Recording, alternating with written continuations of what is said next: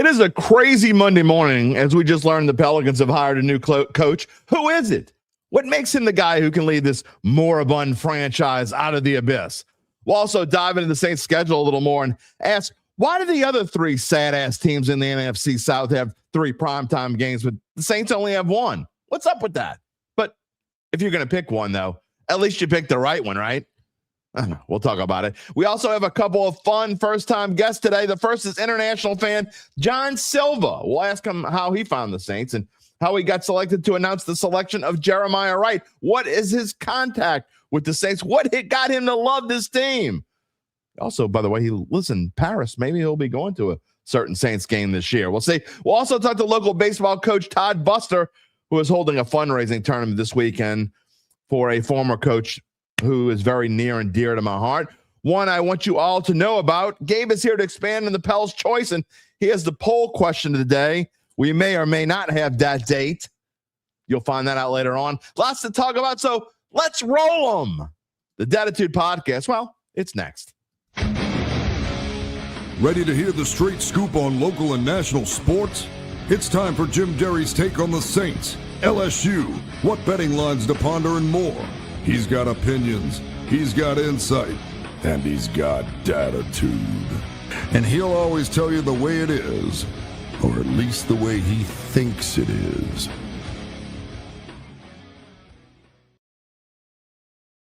Where you at, Dattitude family?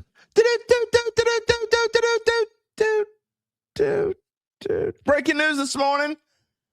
No, not that the Pels have a new coach. Breaking news, this is Dattitude. Episode number 506, presented by Evangeline Securities for a Monday, May the 18th, 2026, in case you're new here. That's right. I'm your host, Jim Derry, and we're going to have a lot of fun today. 35 and a half years in the New Orleans sports media scene. Thank you so much for spending part of your morning and into the afternoon. That's right. We will definitely be into the afternoon today. Welcome to the Dat family, whether it is your first time, whether it is time number 506 or somewhere in between. We're so happy. That's right. Again, the New Orleans Pelicans. Going right to the slide this morning.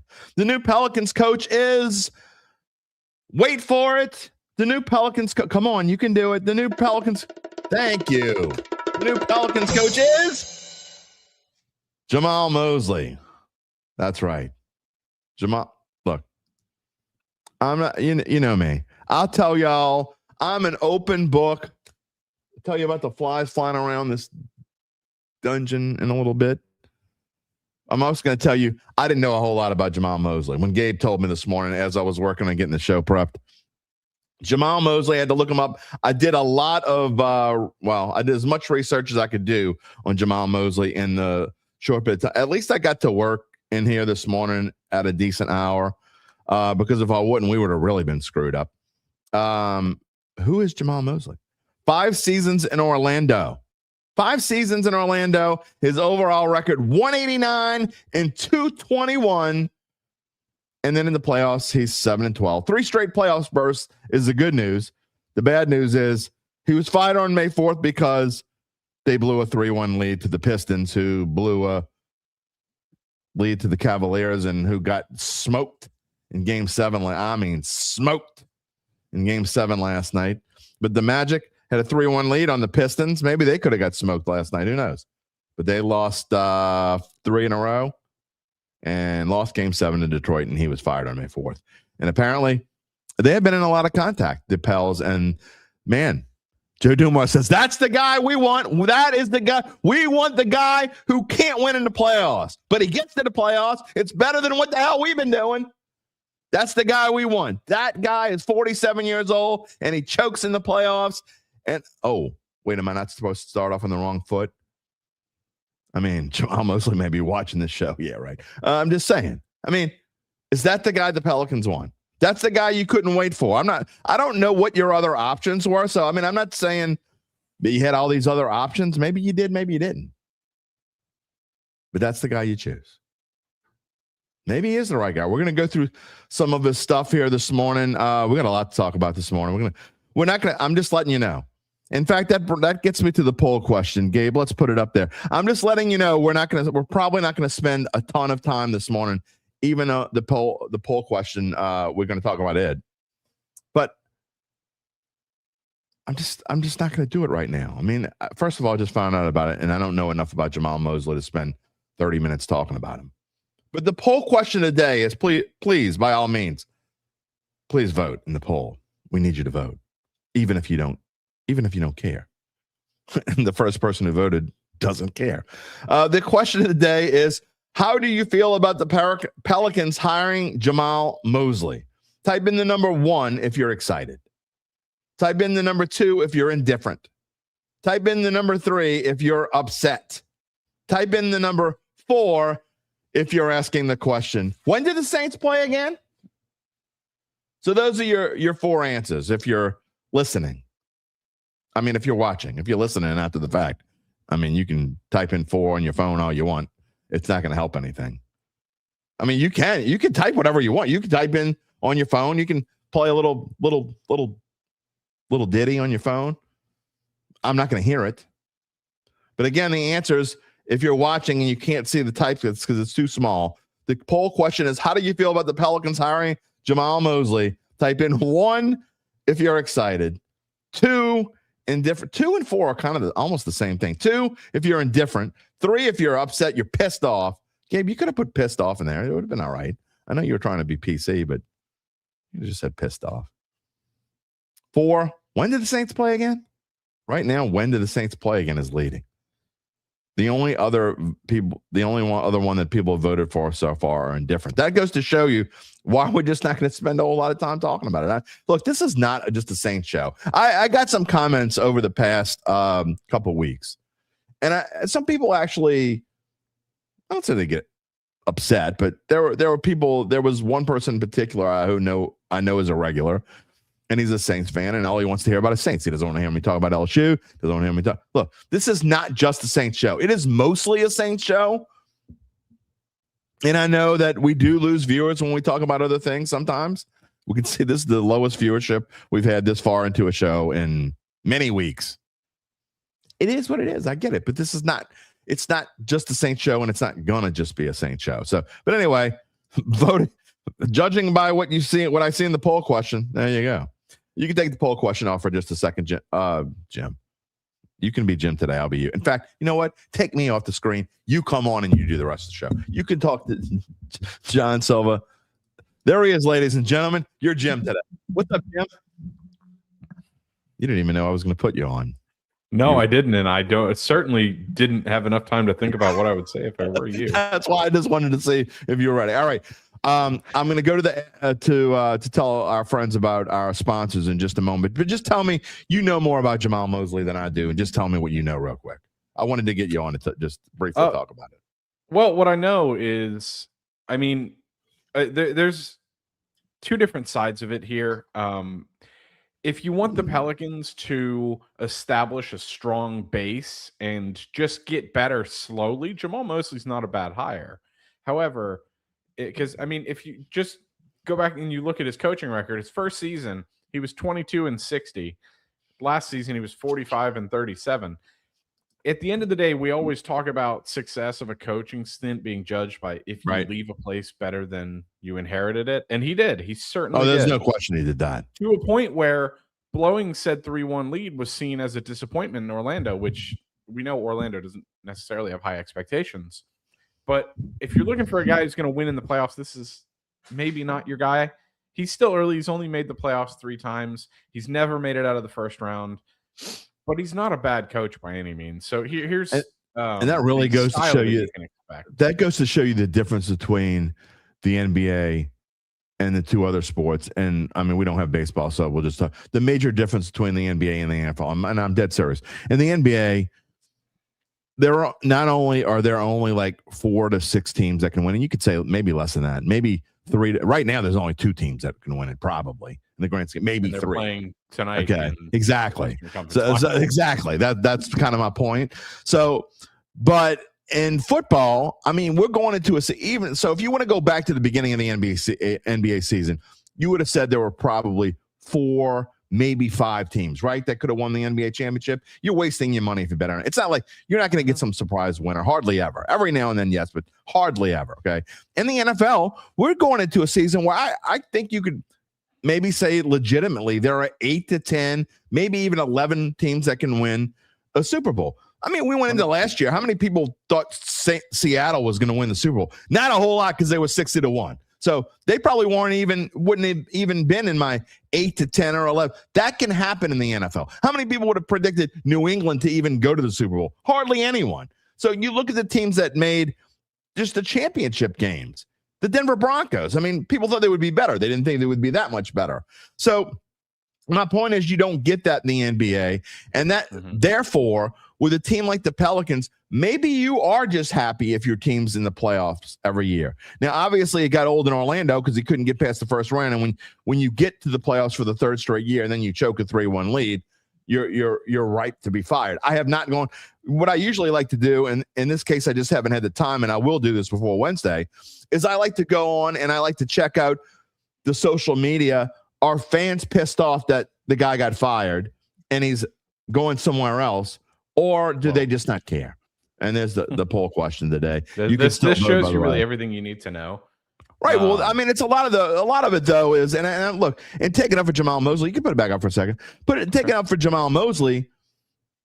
People don't know who he is. I mean, unless you follow the NBA regularly, because look, I don't follow the NBA regularly. I don't have the time for it anymore. I used to until probably about 2 or 3 years ago. Even though I didn't love the NBA, I would still follow it enough to know what the hell was going on.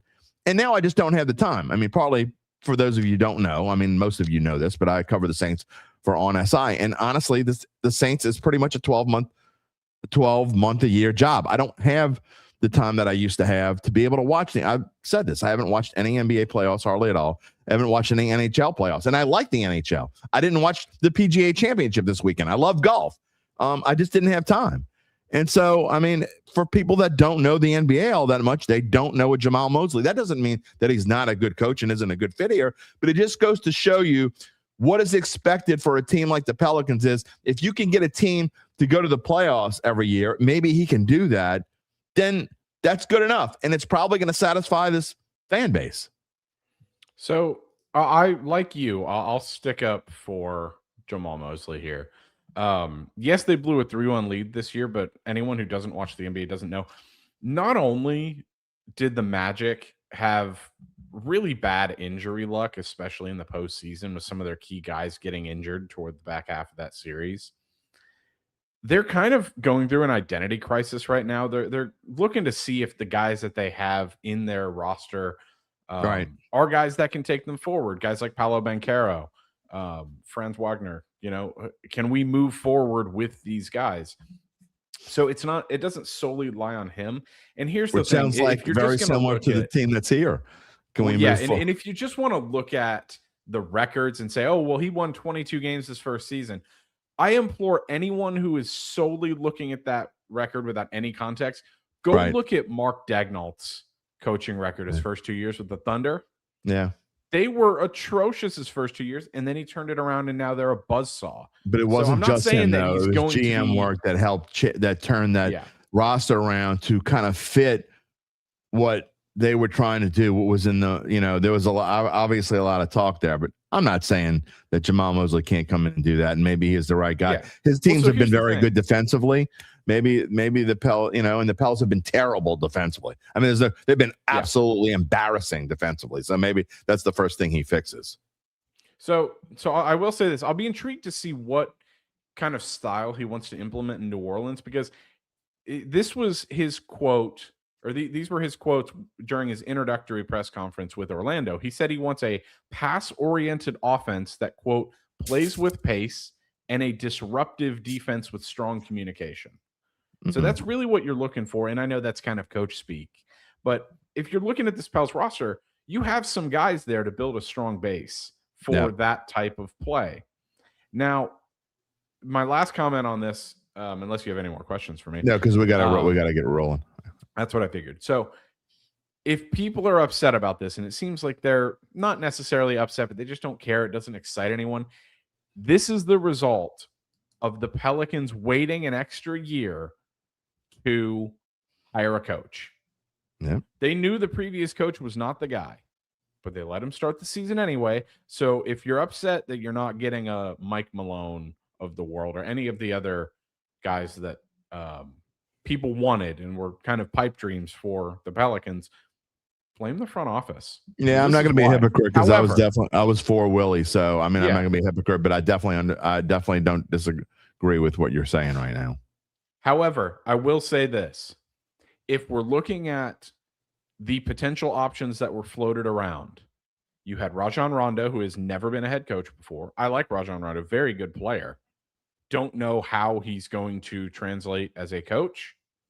Darvin Ham, who has a track record of failing as a head coach, and Jamahl Mosley. I think they got the best option of the three. So maybe they did. It's something, if you want to talk about it again when you come on, we'll bring you back on. We have two guests today.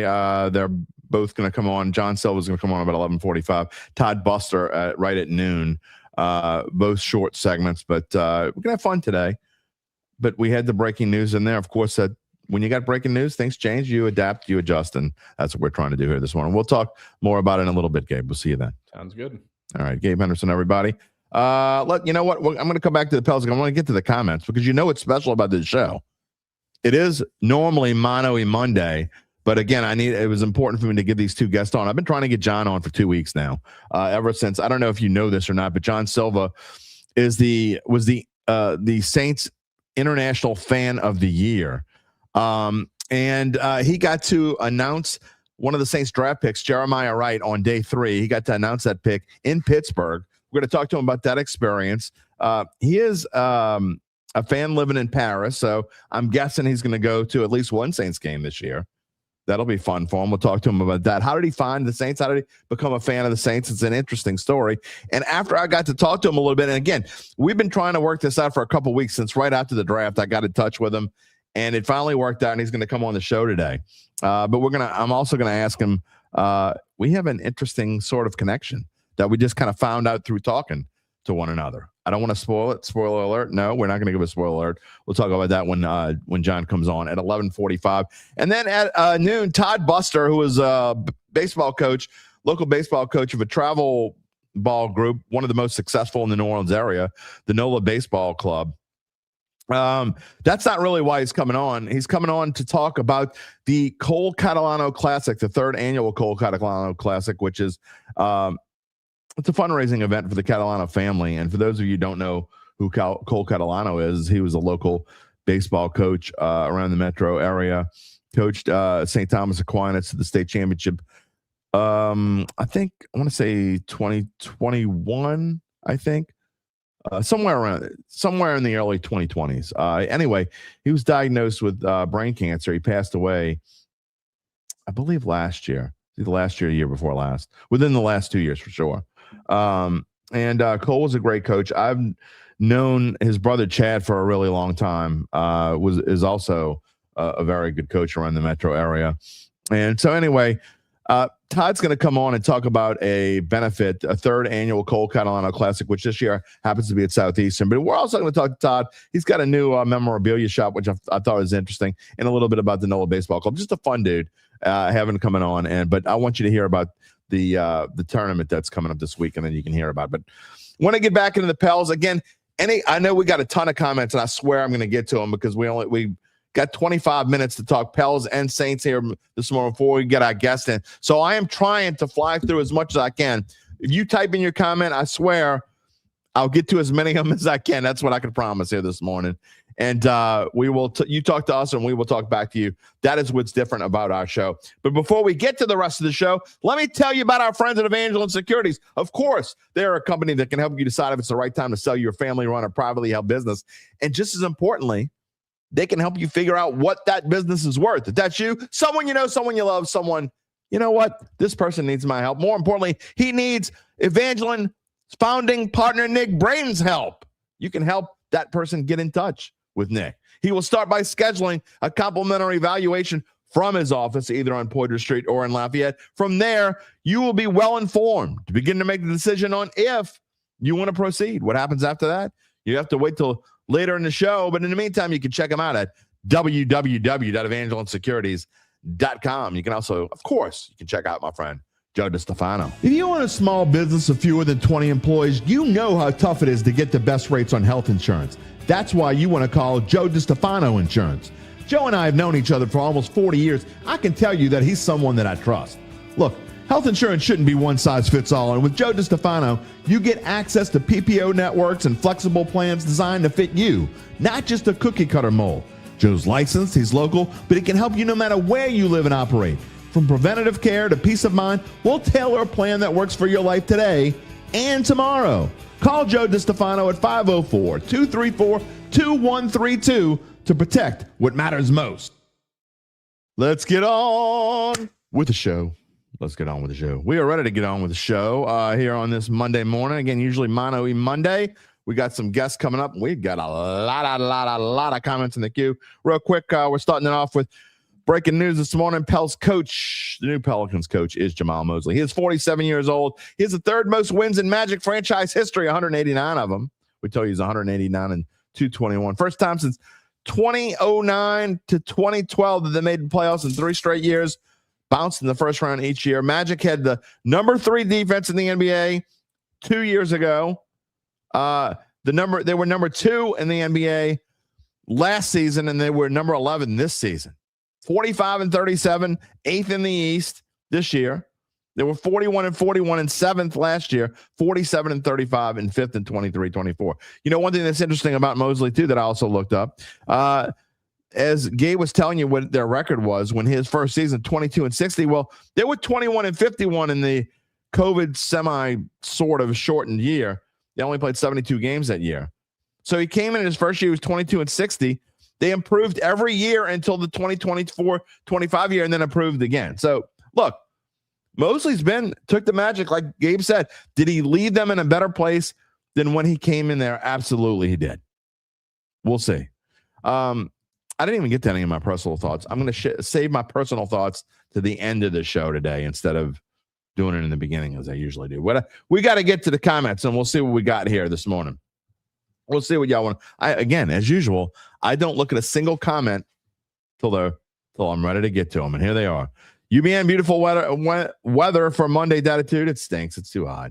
It stinks. Rocky says, hashtag blankety blank the NFL. Did he say that? Yes, you did. Okay. That's the mood you're in this morning. Christopher Crum, great to see everybody excited about Saints football this year. Haven't done that in a while. Great show today. I'm sure we're going to have a great show. And welcome Jamahl Mosley for sure. What else we got here? Apathy. He likes the Saints games at noon. So prime. I hate this. Apathy. I don't think it was you. Was it you that said this last year that prompted me to go, I like when the Saints play at noon, so I don't have to worry about cutting the grass later on or going to sleep late or watching a Thursday game or watching a Monday game. And then shut up. If you don't like seeing your team in primetime, you're not a real fan. Because you know what? If your team's not playing in primetime, it means they suck. So if you don't want your team to play in primetime, it means you want them to suck. That just really gets my goat, okay?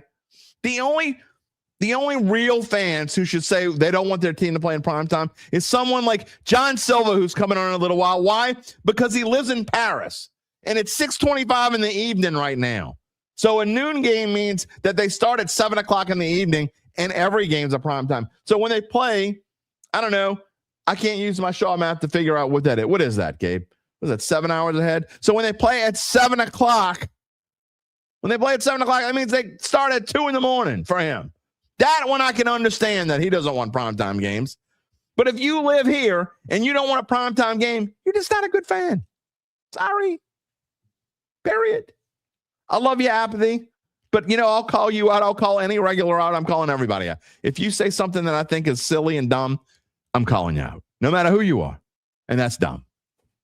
I like to get up. I get up at 6 a.m. on Friday. And I don't want no Thursday games or Monday. Shut up.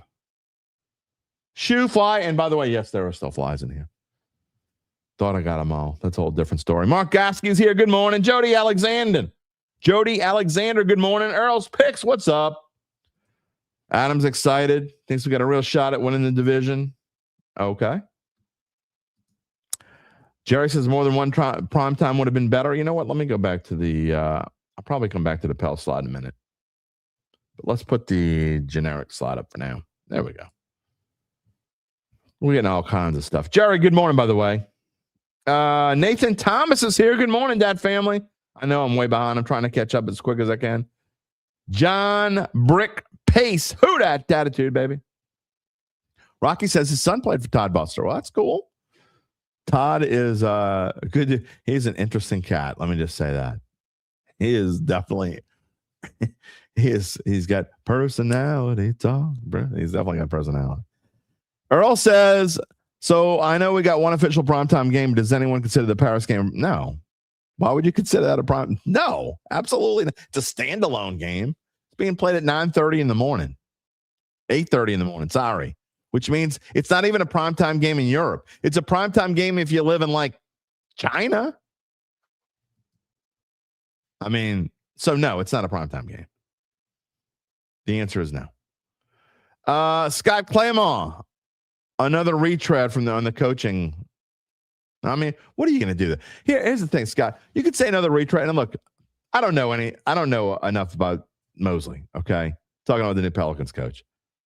But I mean, retread. What are you going to do? How are you not going to get a retread would be the answer. Any coach you get is basically a retread, right? I mean, do you want someone who's never coached in the NBA before? Then that's the only way you're not going to have a retread. I mean, I hear Matt McMahon's available. Do you want him? So I'm never a fan of the word retread in sports because it's really kind of dumb. Gabe says Rondo wouldn't have been a retread. Right. Do you know if he would have been any good? No, we don't. So, I mean, you can't.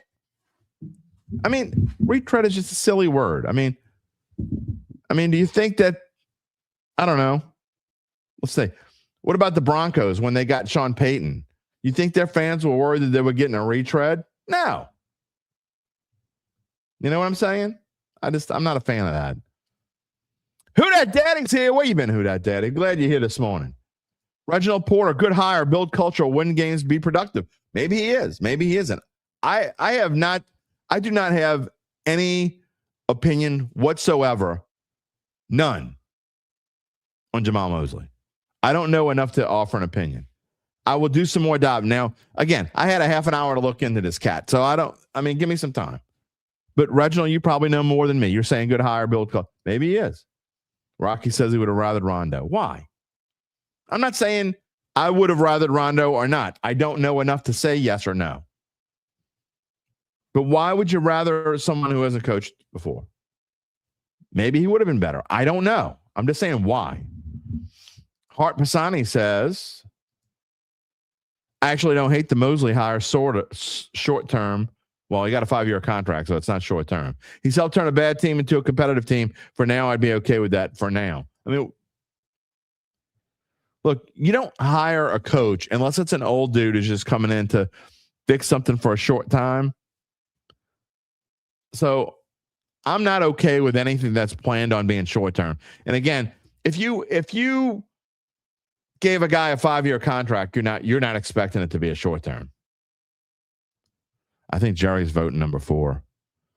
When did the Saints play? Got a lot of number 4s. Hired a loser coach. I mean, he's got a losing record. He says Gentry all over again. I mean, you can't. It's not Alvin Gentry. Alvin Gentry spent most of his career as an assistant coach, and then came here, and I don't think that's a fair comparison. Again, I don't know enough about it, and this is a little inside joke. My friend Phil's here. There is no 5 gummy time. Maybe we'll need some gummies to watch the Pels. Again, inside joke. No, I do not do gummies. Just in case. I eat gummy bears, but like the ones that you can buy at the drugstore, and I say the drugstore. Of course, I said the drugstore. The ones you can buy at the shopping center, shopping mart, Rouse's Market. Those kind of gummies. Haribo. Anyway, don't get me started. What else we got here? Jason Benson. He doesn't have his glasses on. He can't read any. Okay. Jason couldn't read the poll question. Old people. I completely understand where you're coming from, Jason. You know what? I got these reading glasses, and I use them only really. The only thing they're good for now is they cut down on the glare. Because I stopped wearing my contacts because I was getting issues with my eyes. Not that you want to hear my old long boring story, but yeah, my old man stories. I can't wear my contacts anymore, so I had to shift back to glasses, which made all my reading glasses useless. I don't need them anymore, but I do wear these sometimes when I want to cut down on glare. When I talk about old man problems, my eyes are starting to. It sucks to get old, man. Errol says it can't get worse. Are you talking about the Pels? You mean it can't get worse than what it's been? So who cares who they're bringing the coach? Fair enough. Maybe. I mean, that's not really the attitude we want to have, but I see where you're coming from. Chad Gage says good morning. Harry Barnesworth is here. Hopefully Rondo is the assistant. You think he'd want to come for assistant when he was up for the head coaching gig? I don't know. Usually when coaches are interviewing to be a head coach, they don't usually want to be are willing to be an assistant, but maybe. We'll see. Good morning, Kyle Sherman. You're listening on the tractor. Is that tractor John Deere green? That's what I want to know. Glad you're here on this Monday morning. Okay, I apologize for passing over some of these. I'm trying to get to some new ones. Mark also wants to ask, does the addition of Jordan Tyson increase or decrease Chris Olave's yardage this year? I'd say, I don't think it's going to be that much different, honestly. It's a good question, but it's going to be hard for Chris Olave to improve on last year. Remember, he was one touchdown shy, if I remember this correctly. He was one touchdown shy of becoming the first Saint ever to have 100 catches in a season, over 1,000 yards in a season, and 10 touchdowns. He was one touchdown shy of that. So to get, Gabe says he thinks more than Tyson. Oh, yeah, more than Tyson. He says he thinks the addition of Etienne impacts Olave. Yeah, maybe. I think it's going to be hard for Olave to have the numbers that he had last year. Okay. But I don't necessarily think it's because of Tyson. I actually kind of agree with Gabe. I think that you're taking, with Etienne, you're kind of taking some of the pressure off the passing game. You're going to want Chuck to spread it around a little bit more. But I think Etienne's going to be part of that game, that passing game. Is that true about Aaron Rodgers? Did he agree to a deal that I didn't see? Gabe, look that up for me. Scott Clemons, Peyton won a Super Bowl. It's a bad example. No, it's not. He coached the same team for 13 years and won one Super Bowl. Big whoop. Look, for a team that sucked, that's great for Saints fans, but he's still a retread. The definition of retread means you're using the same person that's already coached before. He won one Super Bowl. You go find other coaches that won a Super Bowl. Would you call a guy like John Gruden a retread? He won a Super Bowl, but you'd probably call him a retread. I would. Go down the line. Think about coaches who have won a Super Bowl who aren't coaching right now. Who one of the did Mike McCarthy won a Super Bowl, didn't he? Yeah, Mike McCarthy won a Super Bowl. I absolutely consider him a retread. 100% a retread. Who cares if you won a Super Bowl? It's not a bad example. Mike McCarthy is a retread. He won a Super Bowl. He's absolutely a retread. You hire who's best for your team in that time. Was Sean Payton the best person for the Broncos at that time? Obviously he was. Is Mike McCarthy the best person for the Steelers this time? Probably. But you can't, people like to pick and choose and, well, we're going to use this example and that example. No, you got to use all the examples. You just pick and choose. Gabe says that Aaron Rodgers did agree to the deal. I didn't see that. Shows you how busy I've been. I did not see that at all. Great. Aaron Rodgers is, there you go. K-Man is here. Who dat, baby? Glad you're here. Brian Cavan, one GM is a slap in stealing a home game. Man, you got to read this stuff before you hit the send button, Brian. Something about stealing a home game. I think every overseas game was. Look, buddy, Brian, I love you, but here's the deal with international games. You see how many there are this year, and every year there are more. I think, look, at some point in the near future, they're going to have an 18-game schedule. I don't know if it's going to. I don't think it's going to be for a few more years. I think it's still probably 4 to 6 years away. All right, maybe it isn't that far away. But as long as there are 17-game schedules and you got 9 home games and you got 8 road games, they're going to take lots of home games from teams that get 9. I got to be honest. I hate the overseas crap, okay? I am with y'all on that. I don't like but it's not going away. And it's really not worth bitching about. Because what they're going to do for the most part, unless you're the Jacksonville Jaguars who really get screwed, because even in a year like this when the Jaguars only have 8 home games, well, now they only have 7. It is what it is. I mean, there are multiple teams having to go play on the. I mean, Pittsburgh's got to go international play. Now, they're not losing a home game this year. They did last year. But they got to go on the road for the second straight year. They got to go over there. It's not a slap in the face. They're not getting screwed. Maybe I misread what you said. But even if I did misread what you said, Brian, and I'm sure if I am, you'll let me know in a minute. There are many people who think that's a slap in the face and a screw job. It's not a screw job.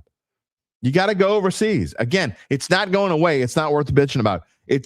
I'm telling you, it's only going to expand. And from what I've been hearing part of the talk of the 18-game schedule, and this is absolutely a possibility, is if they do this, they may end up sending, you may play 2 games. They might want every team to play 2 games overseas.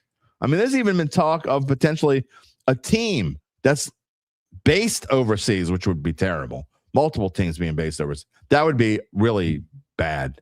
But we could bitch about that when it happens. But just telling you, that's a possibility. It could be when they have an 18-game schedule that you don't get 9 home games and 9 road games, that you get 8 home games, 8 road games, and then you're just stuck playing 2 games overseas. It is what it is. Again, that's not going away. It's only going to get bigger. Troy DePriest, welcome this morning. Saints in Paris and Pels in Paris. What makes more sense to me as a Euro-based team is New Orleans Paris team, where a team gets to play a set games at a second home state. Kind of what we're talking about, right? I mean, I think that day is. I really do.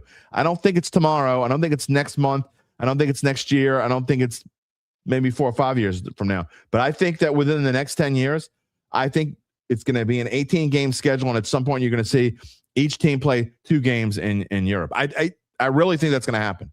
I don't want it. I hate it. The guy who's going to be our next guest coming up might love it. I think it sucks, but I think there's a good chance that it happens. Cataract surgery. I don't want anyone cutting into my eyes, Jody. There are. How can I be as delicate as possible with this, Jody? There are 2 parts of my bodies that I don't want anyone touching with a knife. One of them is my eyes, and if you can't figure out the other one, think about it for a minute. TMI Monday. David says, let Mosley pick his assistants, trying to force Rondo on his setting up for disaster and giving Mosley a built-in excuse. Okay. I could agree with that. I mean, what does Mosley want? What is anybody who's available? Come on, man. He's 47 years old. Again, I'm not saying you're not going to end up being right. Maybe it is a bad hire. But how do we know right now? He's 47 years old. He took the Orlando Magic to the playoffs. Still Orlando Magic, okay? In the NBA, the Orlando Magic is like, I don't know, if they had like they do in, what is it? And Gabe knows I don't know soccer at all. Again, I got to Guy lives in Europe who's sitting in the green room thinking, what a dummy this dude is. But is it the Premier League where you can get promoted and demoted? Just shake your head yes or no. Am I wrong? Okay. Yes and no. Whatever it is. So, to me, the Orlando Magic, if they had that in the NBA, the Orlando Magic and the Pelicans, by the way, could be relegated. It's all soccer leagues except for the MLS. Well, why didn't the MLS do it? They should do it too. I kind of like that, actually. If you suck, you got to go play in a G League. You know? The Pelicans are moving to the damn G League. I mean, that's where they'd be right now. So, anyway, he's coaching the Orlando Magic, who, right before he got there, would have been relegated to the G League. And now he brought it into the playoffs 3 years in a row. That ain't easy to do. Just saying. You know? Real quick, got to go because John's in the green room. Nathan says they already moved one back a week, so it feels like they're getting ready for an 18 game. I don't think it's going to be next year. It could be, Nathan. I know it's going to happen. And I don't think they're going to go immediately into the 2-game international thing. I don't think it's going to be 10 years before there's 18 games. I think it's going to be 3, 4, or 5 years, somewhere around there before we have an 18-game schedule. Players do not want it. They're going to force this upon the players. They're going to have to force them to do it. Okay? However, it's going to happen. But I'm telling you, within the next 10 years, there are going to be 2 international. I think everybody's going to play 2 international games. What else we got? J. Tucker Rafferty says now the Saints will have to play in France and Italy as we have the right to both locations. Yeah. If not next year, they'll probably play in Italy in 2 years. That is most certainly coming. K-Man says 8:30 mimosas. For sure. Hart says Rod Walker fairly wondered if the league would have given us any primetime games if it wasn't for the 20th. By the way, we are going to get to the primetime. I know that as a title slot, all kinds of things happened this morning. I know this show did not start the way I planned. We're probably going to have a longer show than usual. After our 2 guests, we will go back to talking about primetime. And the answer, Hart, is I absolutely believe that they would have had at least one. So, yes, they would have found a way to have a prime time. Good morning, Cannon. Glad you're here. Charles, glad you're here. Your wife had cataract surgery, both eyes, still sees horrible. Oh, man, sorry to hear that. But I'm glad you're here this morning. Let's bring in our first guest as I move to change slides here this morning. And our first guest is, we have never met. We have never spoken to one another except via Twitter. So I'm looking forward to this morning. And I'm going to tell everyone that John Silva's English may be a little bit lacking, but this is going to be a fun, interesting interview, and I'm looking forward to it. The International Saints Fan of the Year, John Silva, is here with us, and we're so glad to have you on the program. We've been trying for a couple of weeks, and it finally happened. Glad to have you here. Thank you for having me, Jim. I'm really happy to be here. So you live in Paris, am I correct? No, I used to live in Paris. I moved in the west part of France since maybe 5 or 6 years ago. But I grew up in Paris. Okay. Well, tell me a little bit about, first of all, before we get into how you got to be a Saints fan and your love of the Saints and how it all happened. But tell me about your experience in Pittsburgh. First of all, how do you get chosen? I mentioned this earlier, but you were chosen to, every year there's a fan that gets to go and announce a pick or sometimes 2 picks. But you got to announce the pick of Jeremiah Wright, guard from Auburn. Yeah. How did you get chosen to do that? There's a contest every year where you just fill a form. You tell how you became a Saints fan. Why do they have to choose you? What makes you the ultimate Saints fan? And what do you do like on a daily basis to promote the sports in your country? So I've been running a Twitter account called Saints France since 12 years ago. I'm the guy behind this account with a few friends of mine, and we started a podcast 4 years ago called French Quarter Podcast. So okay. I got chosen this way. They elected me. We met Jamahl Davis like 1 year ago in July 2025. He came to Paris. We met him.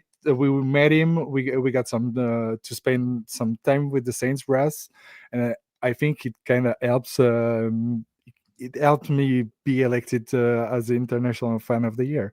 So it's been a fun ride. Talk about your experience a little bit, and what was it like in Pittsburgh? That was crazy. Actually, I hope you guys get to experience a draft anytime soon. There was an unbelievable atmosphere, huge party. You can feel the pressure on day one. Like everything is really. You got tons of security guy. It's really like huge show. You can feel the pressure of day one. We got to see Jordan Tyson in person. He came to celebrate with us. That was a crazy moment. I got spoiled before the commissioner came to stage, because the family of Jordan came celebrate the pick with us, and I saw Jordan's grandfather with gears of Jordan, and that was pretty fun. And the day two, that was cool. I got to meet Marcus Colston, which is my favorite Saints player. So that was a cool moment. And on day three, big day for me. I was really stressed. They came to pick me up like 2 picks before, like 15 minutes before the Saints pick. So I saw backstage the Panthers pick, the Dolphins pick, and there was like 1 minute left on the clock. They give me like this little card with the pick to announce. Okay, read it. I read it one time. Okay, you're good to go. In 45 seconds, you will be on TV. So I felt really pressured. I bet you did. But by the way, you told me your English isn't good. That's not true. Your English is very good. So I was worried. I'm rusty. Okay, well, what is your tell us your native language? What do you speak normally? What do you speak at home?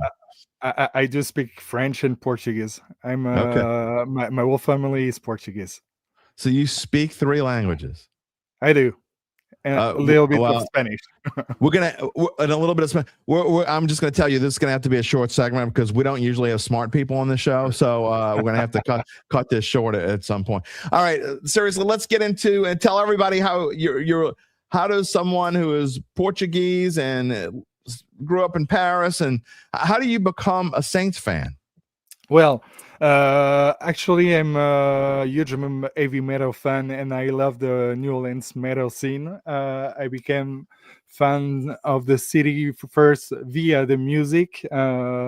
Started to get to know more about the culture and the history of the city, and of course the roots with the French roots. I felt really touched about the tragedy of Katrina, and this is how I think my love became like real. This is I was really touched, and naturally I switched to U.S. football, and the Saints were the obvious choice. Yeah, and it's interesting because you and I were talking via X back and forth. And, my brother-in-law is Phil Anselmo, who the regulars, most of them know, but he is the lead singer formerly of Pantera and now of Down, Phil Anselmo and the Illegals and all the things that he's doing these days. And I know that you're a fan of Phil, and which was kind of an interesting, but I know he helped get you into the Saints, because I can tell you that every time he and I talk, I would say 75% of our conversations are about the Saints. Yeah, actually he did, because he got this fleur-de-lis tattoo on his right calf, I guess. And I was like, okay, I'm intrigued. I saw him repping like Saints t-shirt. So that's how I got into Saints football. Well, he is a huge Saints fan. He lives, dies, eats, and he usually he does his best to schedule, even when he's on tour. He does his best to schedule that he has time whenever, if the Saints are playing, even if he's overseas or whatever it is, to make sure that they're not playing when the Saints are playing. That's actually something that he's not always successful. Sometimes he has to do what do work and do what he does. But I can always say, by the way, he's a little bit older than me. He's like 3 months older than me. So I always like to tag them about that as well. All right, let me ask you your thoughts on the Saints this year. And so tell me again, where do you live right now? In Nantes, it's like 3 hours from Paris. Okay, so I'm guessing that you're expecting to go to the Saints Steelers game in Paris in Week 7. Yeah, I hope so. I hope I will get tickets because it will be like it will be a mess. I know. I already know the Ticketmaster thing. It's usually pretty difficult to get tickets in Europe. Maybe you could. You're the International Fan of the Year. I think you should. Yeah, maybe. I don't know. I don't want to count on that. I feel really fortunate to have went to Pittsburgh and the draft. That's already an amazing experience. So we'll see. We'll see. We'll see. I expect you to be, and if you do go, you need to get in touch with me because we will have you on that week for sure to make sure you can get on and talk to us. Definitely. Talk a little bit about your thoughts and how do you feel about this Saints team? And I know it must be exciting.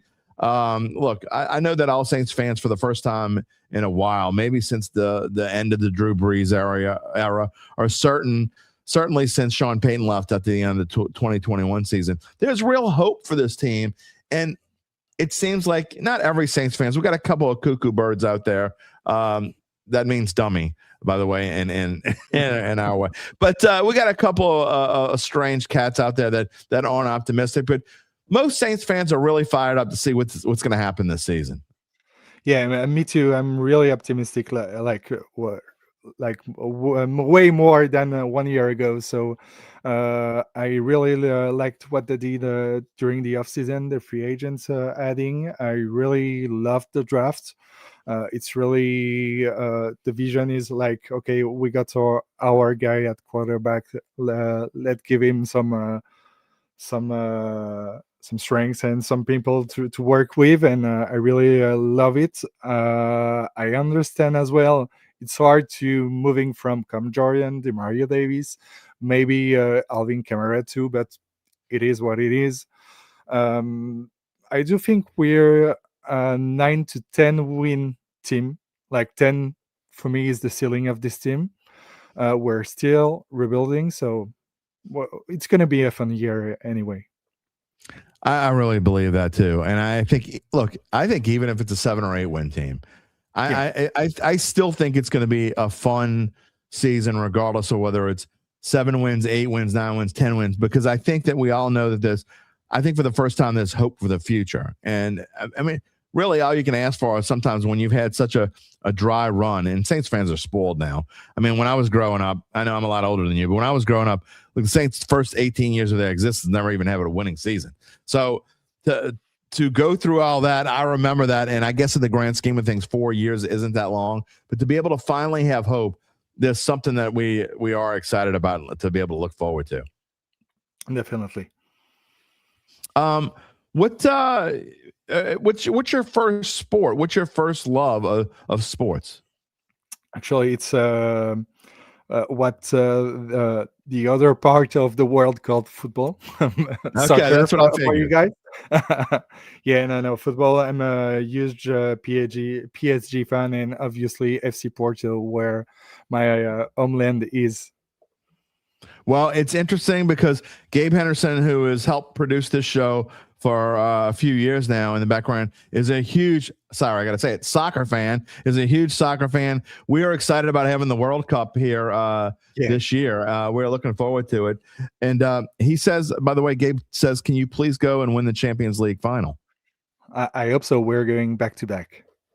But lastly, before I let you go, I joked about, I like to, you know, when my regulars say something that I think is silly, I call them out sometimes. And some of the regulars say they're happy about not having primetime games, which I think is silly because if you're a fan of a team, you want them to have primetime games because that means that your team is good. However, I will make an exception for you, my friend, because I think when the Saints have primetime games, that means you got to get up at like 2 or 3 in the morning and watch them, right?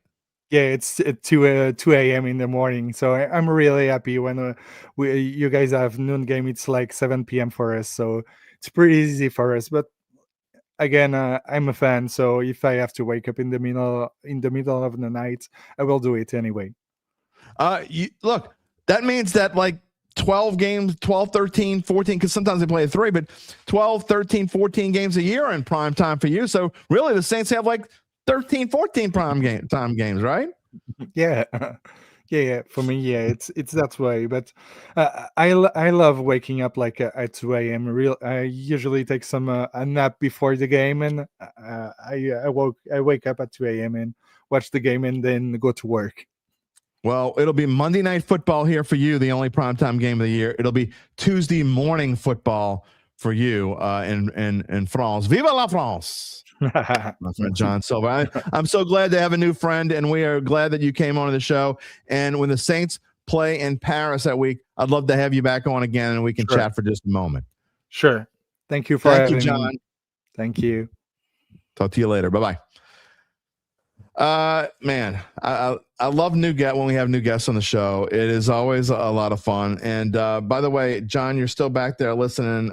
That was guest number 75, I believe, Gabe. In the history of the show, episode number 506. We've now had 75 guests on the show. We're about to have 76. I don't know that I've ever. When's the last time? I wonder if we ever had 2 first-time guests in the same show. I don't know if we have or not. But John, it was a lot of fun having him on the show. We had a couple messages. Welcome, John. By the way, Jerry, welcome in. Todd Buster is about to come on the show. Colin says, by the way, he doesn't mind the schedule. It's a new year. You never know who the tough teams will be. Gabe saying, and 75 is the Paris number area. I didn't know that. How about that? Okay. Pretty cool. Reginald, welcoming in another member of the Who Dat family. And Lance is here. Lance is here. You know what we can't say this morning. Welcoming in the Paris cousins. That was cool. It was pretty cool, wasn't it? All right. Got guest number 76 in the history of the show. How about guest? Oh, hold on. You want to tell me something first? You think we had 2 first-time guests who probably want to do the prep interview? Maybe. I'm going to go look at that and find that out the next time. All right. How about another first-time guest? And it's my friend Todd Buster. Coach, what's going on this morning?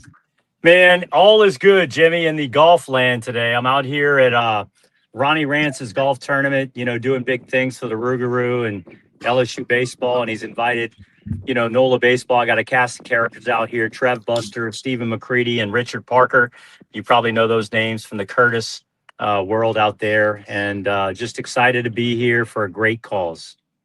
It must be nice. I'm just gonna say it must be nice. You're out golfing on a Monday, and you living the life of a baseball. I mean, I need your life, Todd Buster. Well, Jim, some would say I need your life, man. You've got things going on, and I got to be honest with you. You've done such a great job with the local college front and what you're doing with prep sports and covering these guys. And you've got kids like Grayson Parker, the Ole Miss commit, and I see you all around doing things for those kids, and I can't tell you how much I appreciate what you, sir, do for the community of the prep sports. I appreciate that very much. It's always all been about the kids. It's funny that I have a show talking about the Saints because, look, I'm not going to lie. Don't tell anybody I said this. I don't want anybody to know this, but I would much rather cover high school kids than cover the Saints. I'm just saying. They want to talk to you all the time. They're always excited when you talk to them. The Saints, not so much. Not necessarily as much, by the way. So I'm just going to put it that way. Yeah. Before we get started here, I want to say John Silva's back there watching. Check out his French Quarter podcast. Now, it's probably going to need the translation on, but we appreciate him for coming on. Merci beaucoup, my friend. Absolutely. We're glad you're here. All right.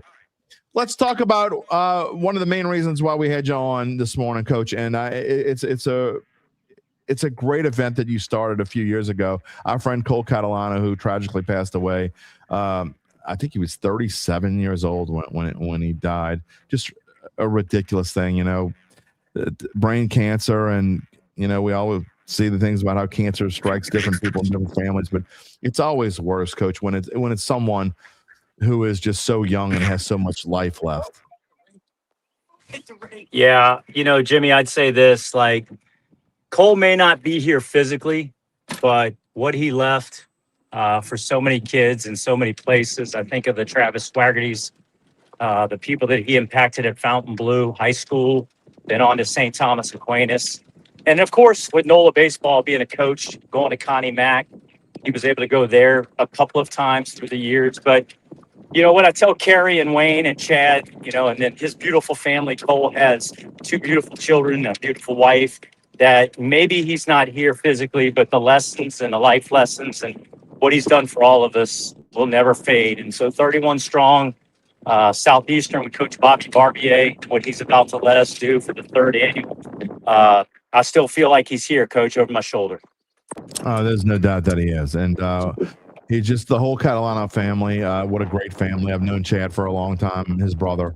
And Chad's a great baseball coach and tutor of baseball around the area and has been around for a while. And I got to go to St. Thomas Aquinas a couple months ago they had the first pitch. Chad got to throw out the first pitch. The whole Catalano family was out there.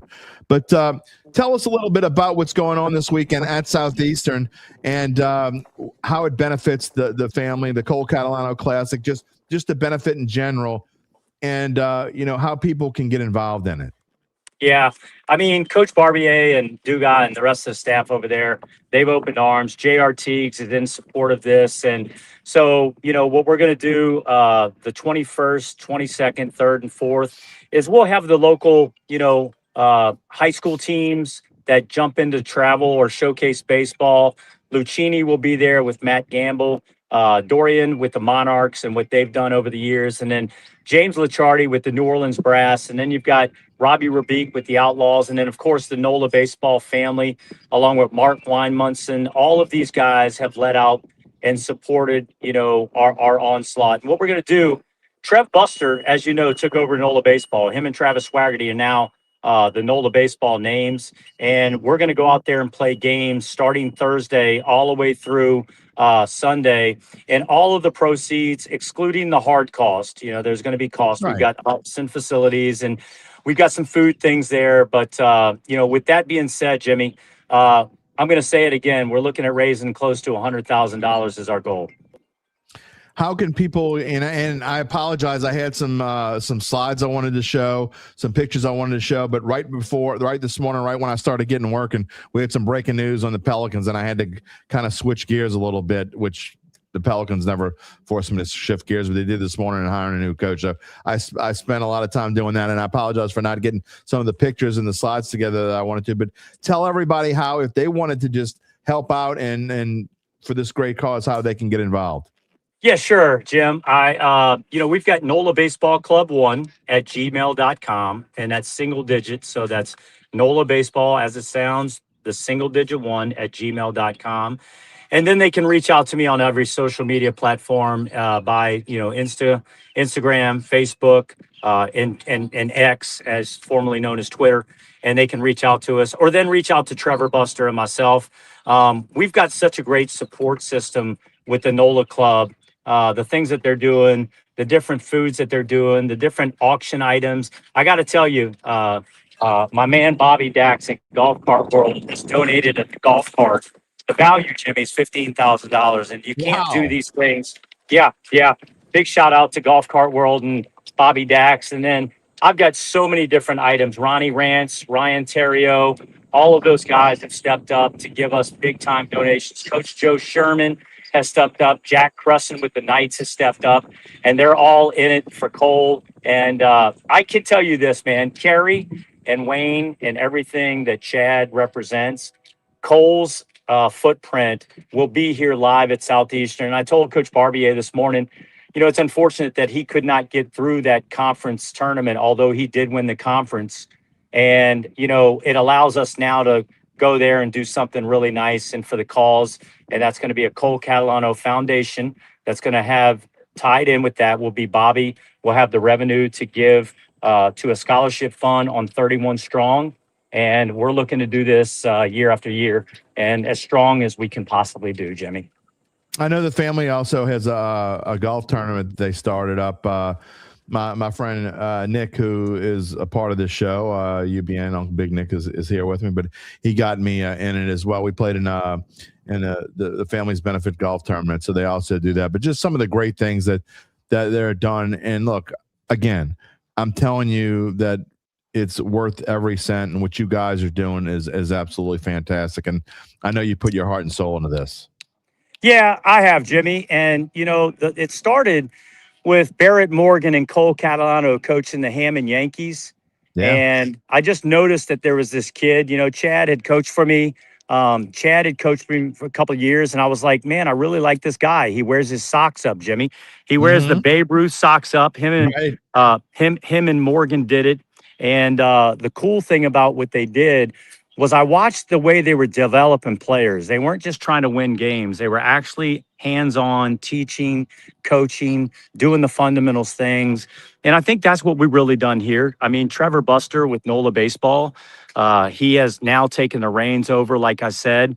And we're not a development club anymore. We are in the youth model. But now we're trying to get these kids, like we have in years past. We've signed, Jimmy, 800 kids to play college baseball. We've got 117 draft picks, and 7 guys have touched the big leagues, including Garrett Crochet, Greg Dykman.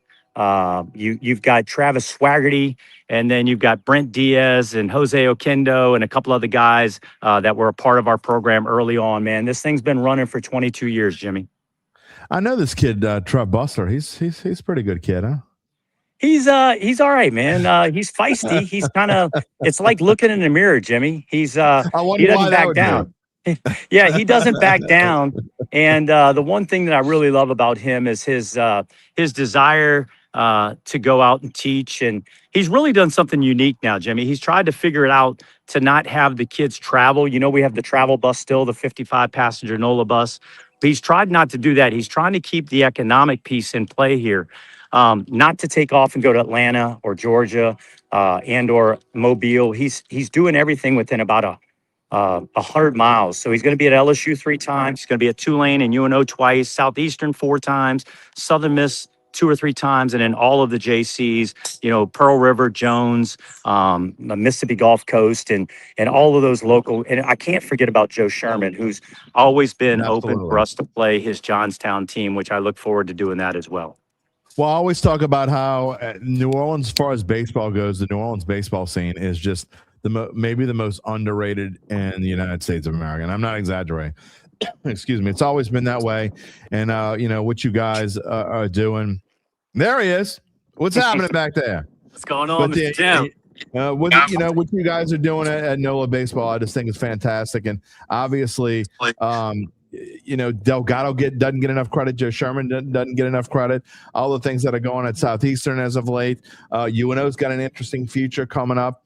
Hopefully it can get some more in-state kids. But what you guys are doing to keep the future going for baseball for these kids, I think is just absolutely fantastic. Yes, sir. Exciting times ahead. Got a good, talented group of kids coming through the program this year. So should be exciting times, and looking forward to working with these guys and hopefully seeing them play at the next level at those universities that you mentioned. Like you said, a lot of great talent in the state. And so we're looking to make sure those guys stay home. And if opportunities present themselves elsewhere, we'll get guys where they need to be. Todd Buster, just tell everybody real quick about what you guys do in the summer and how many different teams do you have? So this year we've only got 2. We've got 2 teams. We've got a 28-29 grad team and a 26-27 grad team. The 28s, 29s will be mainly coached by myself and Buddy Mishu Jr. And then the 26-27 grad group will be coached by my father, Todd Buster, and Buddy Mishu Sr. So really cool that, little Buddy and I are taking the younger guys, and then my dad and Big Buddy are going to be taking the older guys. So kind of an interesting dynamic there with 2 generations of each family running through. So Coach Buddy's done a lot for this program. Good to see him coming back with my dad. And, yeah, man, just excited for this summer to get to see these guys in action. Seems like it was yesterday when I was watching you play high school baseball. I mean, yes, what sir. was the time ago?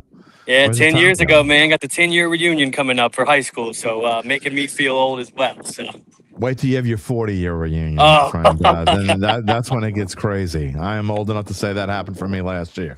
It is very crazy. Before I let you go, and either you or Todd, just tell me a little bit. I know you guys got a new memorabilia shop that's opening up, and I would love to get your. I want to tell everybody about that. Look, Larry Holder comes on this show a whole lot. He covers memorabilia for The Athletic, and obviously used to cover the Saints. But the memorabilia was so important that they actually asked to get off the NFL beat and cover memorabilia for The Athletic, and they do that now. But I know it's something that and this is a picture that I definitely wanted to show. I apologize I don't have it here, but again, breaking news this morning. But just tell everybody about that endeavor before we let you go. NB Trading Post, Brody Buster, believe it or not, that's the mine guy. Him and Austin Sperry's son, Jack Sperry, started this trading thing, man. And they started trading. And I'm like, what are you guys doing? And they were like, Dad, we're doing local sport memorabilia stuff with jerseys, with trading cards, uniforms. We've got a high school division in there. When you walk into Vincent's Pawn Shop, Jimmy has allowed us to take a really large section of that and convert it into NB Trading Post. And we opened the doors last Friday, and Jim, spectacular turnout. The signs up there, people came in trading golf clubs, trading dunk shoes, trading a whole bunch of LSU and Saints and Pelican stuff. And then, of course, the high school kids started rolling in with Mandeville, St. Paul's, Covington, North Lake Christian, St. Thomas. They all came into the store to give things. And what they can do is buy a locker for $35 a month. And everything that we take in, we can consign what we sell. We then give them their money back, and we take a percentage of the sales. Unlike the big guys, we're kind of mom and pop still. And so you can come in there and have a blast and tell them that Twaggles sent you. And where can we find it? That's at Vincent's Pawn Shop in Covington. So North Covington, when you go over the bridge by Chimes, you keep going, and it's on the left-hand side before you get to the Covington turnoff to go to Covington High. Maybe one day we can do a show from there and have like all the memorabilia in the background. That'd be a great way to do it. We'll see if we can make that work. Well, Ryan Terrios called me up. He's big into the trading, so I told him if we're going to do that, we got to get him and Andy Cannizzaro and a couple of these guys that are really big into those trading cards. You got a deal, Jimmy. I'm going to hold you to that because they do these crazy trading things, man. I tell you what, you get Ryan and Andy to want to come on the show and just talk about baseball, and we'll just BS for an hour, and we have a spot to do it. We will come do it live from over there. I can promise you that will happen. If you get those guys to come on the show, we're going to have a show at your place, and we'll have them on, and we'll talk for an hour. I'm going to go with a guaranteed lock that can happen. Guaranteed lock. It's coming up. It's going to happen. Todd Buster, thank you so much for not only for coming on the show and talking about it, everything you got going on, and it's a whole lot as usual. But I love what you're doing, the Cole Catalano Classic. Everybody check it out Thursday through Sunday at Southeastern. If you get a chance, whether you want to help out or just go visit or whatever you want to do, check out the 3rd annual Cole Catalano Classic in Hammond at Southeastern Louisiana University this Thursday through Sunday. We'll talk to you soon, Todd Buster. Thank you, Jimmy. All right, Coach. Talk to you later. All right, a great cause, everybody. And look, I don't do enough of those things. I really don't. I don't do enough of those things, and I've been wanting to, and I'm glad we got a chance to. And so I'm going to get back to Saints. It goes back to what we're talking about, and now go back to. Feel free to comment about anything you want to come out. We're going to go back to Mono Monday here, and Gabe's going to come on in a little bit. Your chance. In fact, we can show the poll question again, Gabe, even though I don't have the Pel slide. I'll put the Pel slide up for a second. There it is. How do you feel about the Pelicans hiring Jamahl Mosley? That is the question of the day. Type in the number 1 if you're excited. Type in the number 2 if you're indifferent. Type in the number 3 if you're upset. Type in the number 4. When do the Saints play again? Interesting. Right now we're not getting as many votes. We have a decent amount of votes, but we're not getting as many as we usually get. But all the votes right now are either indifferent or when do the Saints play again? It's kind of where we are with the Pelicans. Now, do y'all understand maybe why I don't spend as much time talking about the Pelicans as I probably should? I mean, the poll question of the day is, how do you feel about the Pelicans hiring a new coach after everything they've been through? And 53% say indifferent, 47% say, when do the Saints play again? 0% say excited, 0% are upset. Just saying. And it is what it is. All right, I'm going to get back from the same. You could pull the poll question down. And before we get back to the Saints, I'm going to spend at least 10 or 15 minutes talking about it before we bring Gabe in this morning. This will be a little bit longer show than usual. Been trying to stick to the hour 30. It is what it is. I knew today would be a little bit longer with two first-time guests. Guest number 75 and 76 in the history of the show. But you know who's been the guest for, I don't know, probably something like 200 and something episodes. I need to find this out. At least 200 episodes straight, I think. Something along those lines. Evangeline Securities. We told you earlier we'd let you know more about Evangeline Securities and how they can help you figure out what your family-run or privately held business might be worth, whether it's time to sell. Every show's number one for them anyway. I mean, how do they do that? How do they tell you? How do they figure out what your family-run or privately held business might be worth? How do they figure out whether it's time to sell? Well, only you can figure out whether it's time to sell, right? But you got to get that number in there. And they will schedule a complimentary valuation of your company. And if you decide to proceed, native New Orleanian Nick Braden and the folks at Evangeline, they will begin an extensive auction process for among established private equity funds from around the whole wide world. They will maximize the return for the founder and his or her family. Evangeline Securities, they're the top producer on their platform. There are very few companies like them in this area, and you know it. 0.0 with their dedication and success. They're fully licensed. They're ready to serve you. So get in touch with Dick about what's really important. I mean, what's really important. And it's not how many primetime games the Saints have. No, what is really important? Say it with me, everybody. The rest of your life. You can find them at www.evangelinesecurities.com. Going back to the Saints, we get to some comments in just a moment. And I really did this title slide, and we're just getting to it at the hour and 17 mark, but a lot of stuff going on. Breaking news out there. I already made the title slide. I wasn't going back and changing it. But one thing that I also thought was interesting, not just the fact that the Saints only have one primetime game and the other three Chookies in the division have 3 each. I mean, what is up with that, first of all? I had to go make sure. Before I put that on the title slide, I actually went back and looked at it and made sure that was the case. And indeed, it is the case. It is indeed the case. Atlanta has 3 primetime games in a row. Explain that to me. Now, it's a Thursday, a Monday, and a Sunday. Okay? We've seen that before. But it doesn't make any sense. You got Tampa that's got 3. They're spread out in Carolina. They won the division. Fine. That is what it is. But, you know, Gabe says it does make sense. Well, when you come on in a minute, you can talk about it. I'm sorry. Atlanta being on 3 times, 3 primetime 3 times. I don't care if it's 3 times in a row. I don't care if it's week 1, 6, and 18. I don't care when it is. Atlanta being on 3 times and the Saints being on once makes no sense. Not to me, it doesn't.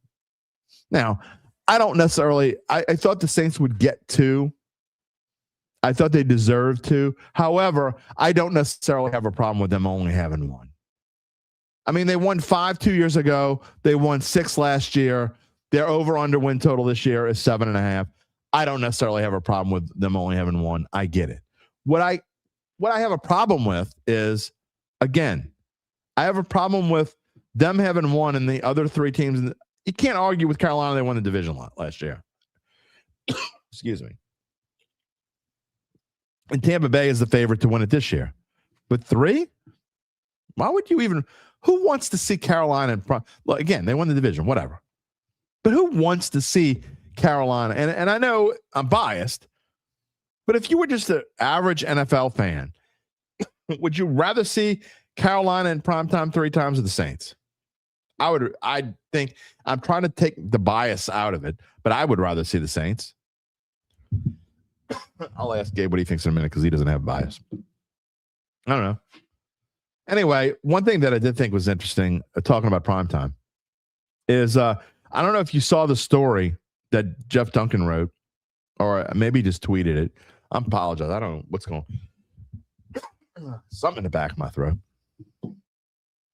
Diet Coke, baby. It solves all problems, so they say. Did you see what Jeff Duncan wrote? He said the Falcons wanted no part of being the anniversary game, because the whole Monday night thing, Matt Paris wrote about how the Saints, that Goodell stepped in, by the way, the same Roger Goodell who hates the Saints, which is stupid. He does not hate the Saints. Doesn't hate the Saints. He doesn't hate the Jets. He doesn't hate the Broncos. He doesn't hate the Falcons. He doesn't hate the Patriots. He doesn't hate anybody. He wants to make money, and he's doing a really good job of it, honestly. I'm not the biggest Roger Goodell fan in the world, but I will tell you this. He's definitely making a lot of money for the organization that he runs. But anyway, Roger Goodell apparently told the people who work for him that you're going to fit that into a 3-week window. So it didn't necessarily, they tried to make it work in week 3. It didn't happen. I think it's the Eagles and Bears that play Monday Night Football in week 3. I was wondering why it wasn't in week 3. It doesn't really bother me. And frankly, if you're going to play 3 in a row at home after starting on the road for 2 weeks, it's probably better that the Monday night game is in the middle of the 2 games. So I don't have any problem with it. I just found it interesting that Roger Goodell stepped in and said, you're going to play the Saints on Monday Night Football. You're going to have this anniversary game. And it only makes sense, right? Now, they're going to build this thing up. Now, remember, for those of you who are old like me and remember 20 years ago, and not just that it was coming back from Katrina, but the Falcons didn't really want to play in that game either. I don't know if you remember this or not, but the Falcons was supposed to be pretty damn good in 2006. And the Saints were not supposed to be pretty damn good in 2006. Yet it was the Saints that went to the NFC Championship game. They started out 2-0, and they came home, and Jim Mora, not the Jim Mora who coached the Saints, the Jim Mora who was an assistant coach with the Saints, the son of Jim Mora, Jim L. Mora, right? I think Jim E. Mora is the elder Mora who was coach here, and we've had on the show. So Jim Mora, the younger Jim Mora, was coaching the Falcons, and they hated that they were part of that game. I mean, of course, they hated it more because they got their asses beat and they got embarrassed on national TV, and that kind of sent them spiraling down a little bit. But they didn't really want to be if they didn't want to be a part of that one, they certainly don't want to be a part of this one. But I thought it was funny that the NFL said, tough shit. You're playing in the game. Doesn't matter whether you want to or not. So I think, look, the Saints, the NFL did the Saints a favor there. And someone asked earlier, I can't remember who it was, if I thought that if they didn't give, they were going to give this to them anyway. But if they didn't have this game, would the Saints have been in primetime? And I think the answer is yes. I think the Saints had done enough. You look at who's playing in primetime and who's not playing in primetime, and I think that the Saints would have been there. That's just my opinion, obviously. Got a lot of comments again. Oh, that's good. Let's go back and see what I've missed here. A lot of comments about Todd Buster. Brian says he'll be watching NHL tonight, Game 7. Montreal, Buffalo winner will advance to the East Finals. That's must-see TV. Okay. I don't think I'm going to be. I haven't been to poker in a while. I think I'm actually going to go to poker. I used to play poker every Monday night. Lately, it's been like every 2 or 3 weeks because I've been so damn busy. Collins wants to know, do I think the Saints are waiting to see if Kamara is 100% healthy before they make a decision on him? The answer is no. I don't think they're waiting to see if he's healthy. I think it's a combination of things. Now, Gabe sent me something this morning. In fact, I'm going to go back and click on this, doing this on live TV. But Ross Jackson reported something this morning that I think is interesting. He wrote it on X. He said, Mickey Loomis said that Cam Jordan has a contract offer from the team and that Taysom Hill does not. Okay, well, no one's surprised that Taysom Hill doesn't have a contract. But this kind of goes with what we've been saying. Gabe and I think we've been talking about this lately, that this is what makes sense, okay? And this is what I've heard through the grapevine. What I've been hearing through the grapevine, again, this is just pure speculation, what I've heard through the grapevine, through people in the know, that the Saints basically said, Cam, here's what we're willing to offer you. This is it. We're not going to have negotiations go back and forth. This is what we're willing to offer you. Now, I think there probably could be negotiations with the structure of whatever they're willing to offer them, but this is what we're willing to offer him, whatever this is. Apparently, Cam didn't love it, or he would have signed already. I think the offer's still sitting on the table. At some point, Cam Jordan is going to have to decide, do you want to play for X amount of dollars, whatever it is, or you don't? We don't know what that number is. So apparently Cam Jordan has a deal. Taysom Hill does not. And Alvin Kamara is already under contract. But we still don't know. I have still yet to hear anyone talk about Alvin Kamara except for the BS. Oh, we love Alvin, blah, blah, blah. Young guys, blah. We talked about this the last 2 weeks. I don't think, and Earl says the decision on him is what I think Colin is. He doesn't think he's injured. I don't think they're waiting to see if he's injured. I don't. I just think they're waiting to see if he fits into the plans. I don't think they know right now if he fits into the plans. And not another thing. No one has asked. I don't know how to keep saying this the same way. And people keep saying, well, he said blah, blah. He is not. Alvin Kamara hasn't said a single time, I am looking forward to playing for the New Orleans Saints next year or looking forward to playing football. He has yet to say that. He hasn't said it. And the Saints haven't said a single word about them wanting. Kellen Moore's dodged the question every way he can. So we just don't know the answer right now. It just doesn't. I mean, I don't think anybody knows the answer. I don't think the Saints know the answer. I really don't. I really believe the Saints don't know the answer about Alvin Kamara right now. And back to Cam Jordan. Again, what I've been hearing, and it makes sense, and now what Ross Jackson is basically reporting, here is the offer, what Mickey Loomis is saying, here's the offer. We made an offer. And again, I'll go look through this, and we'll talk about it maybe more on Wednesday. I mean, it is what it is. Here's the offer. Take it or leave it. We can't give you any more than this. And at some point, they're going to have to pull the offer because you're going to have to figure out who your third rusher is. Right? You're going to have to start making plans. When do you make the plans? Do you need him to sign before mandatory minicamp, which is June 10th, I think, and 11th? Or can you wait longer? I don't know the answer to that, but I would be willing to bet they're going to start planning on moving on from Cam Jordan fairly shortly if he doesn't sign. So my guess is he's got about 3 to 4 weeks before they go on vacation, before training camp. I don't think they're going to wait until training camp to figure it out. Musette's here. Good morning, Musette. You're excited about the game in Paris. You're going to try to go. Man, can't wait to see pictures. If you do go, we'll get them here on the show. Hart also says the 3-week stretch of at Chicago, at Cincinnati versus Green Bay will make or break us, in his opinion. That is a tough stretch. I did a story on Sports Illustrated this weekend. I think it was Saturday. They're all running. All the days are running together right now. But I did a story basically saying the toughest stretches of the season. And then I also did the 5 toughest games of the year. I did them on different days. Again, they're all running together. But go check that out. You can check out all my work on Sports Illustrated. Just Google Saints on SI. It will come up. You can see there's a big, long list of stories there. All sorts of things that I put together. But that was one of the things. That stretch was definitely one I talked about for sure. UBN, a $20 super chat. Talking about the Saints, Falcons, Panthers, Bucks primetime. He said they would rather watch Bijan Robinson 3 times or Baker 3 times. Baker? Nobody watches football to watch Baker. Sorry. Come on. I'm not saying the Bucks don't belong on 3 times. It's fine. Oh, Baker's on Monday Night Football tonight. Can't wait to watch. Nobody says that. Bijan Robinson, I'll give you. I could see that. Anyway, or the Rookie of the Year wide receiver.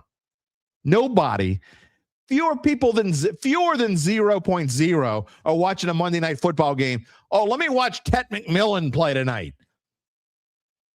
Get out of here. I appreciate the $20, but nobody gives a rat's ass about Ted McMillan. Come on. You know, he says, I know I'm a hater, but y'all are biased Saints fans. Saints games are boring AF last year. I'm not saying they weren't. It's a different team, man. Again, I'm trying. It's hard to say. Look, I'm human. So, I can't sit here and tell you that bias isn't playing a part of what I'm telling you. I'd be lying. Of course, bias is somewhere back there. I could take when I call a game. You're human. Here's a spoiler alert. I mean, in the back of your mind, even when I'm calling two teams I don't quote unquote really give a rat's ass about, usually by halftime in my mind, I mean, you're human. You probably kind of want someone to win. Not always, but sometimes. Apparently, Chris Collinsworth has hated the Saints forever. And what was the dude that did SEC? The Gary Donaldson. Was it Gary Donaldson? Donaldson. No, the old quarterback from the Lions. Who was it, Gabe? He's going to tell me right now. Gary Danielson. That's who it was. Well, he hated LSU. No, he didn't. Maybe Auburn people thought he hated Auburn. Well, I don't even know what the hell I'm talking about. Yeah, you got me all flustered there, UBN. Okay, Bijan. But I don't think people watch games for a specific player. Maybe they do. Maybe in certain, Josh Allen, maybe. Lamar Jackson, yeah, I could see it. Pat Mahomes, sure. But in the grand scheme of things, do people really watch games for a certain player unless they're on your fantasy team and you just want to know? Not really. I don't think. They certainly don't watch games to watch Ted McMillan. I bet you 30% of so-called football fans who watch at least, who watch at least 20 football games a year. Let's say 18. Let's say people who watch an average of one NFL game or a week or more.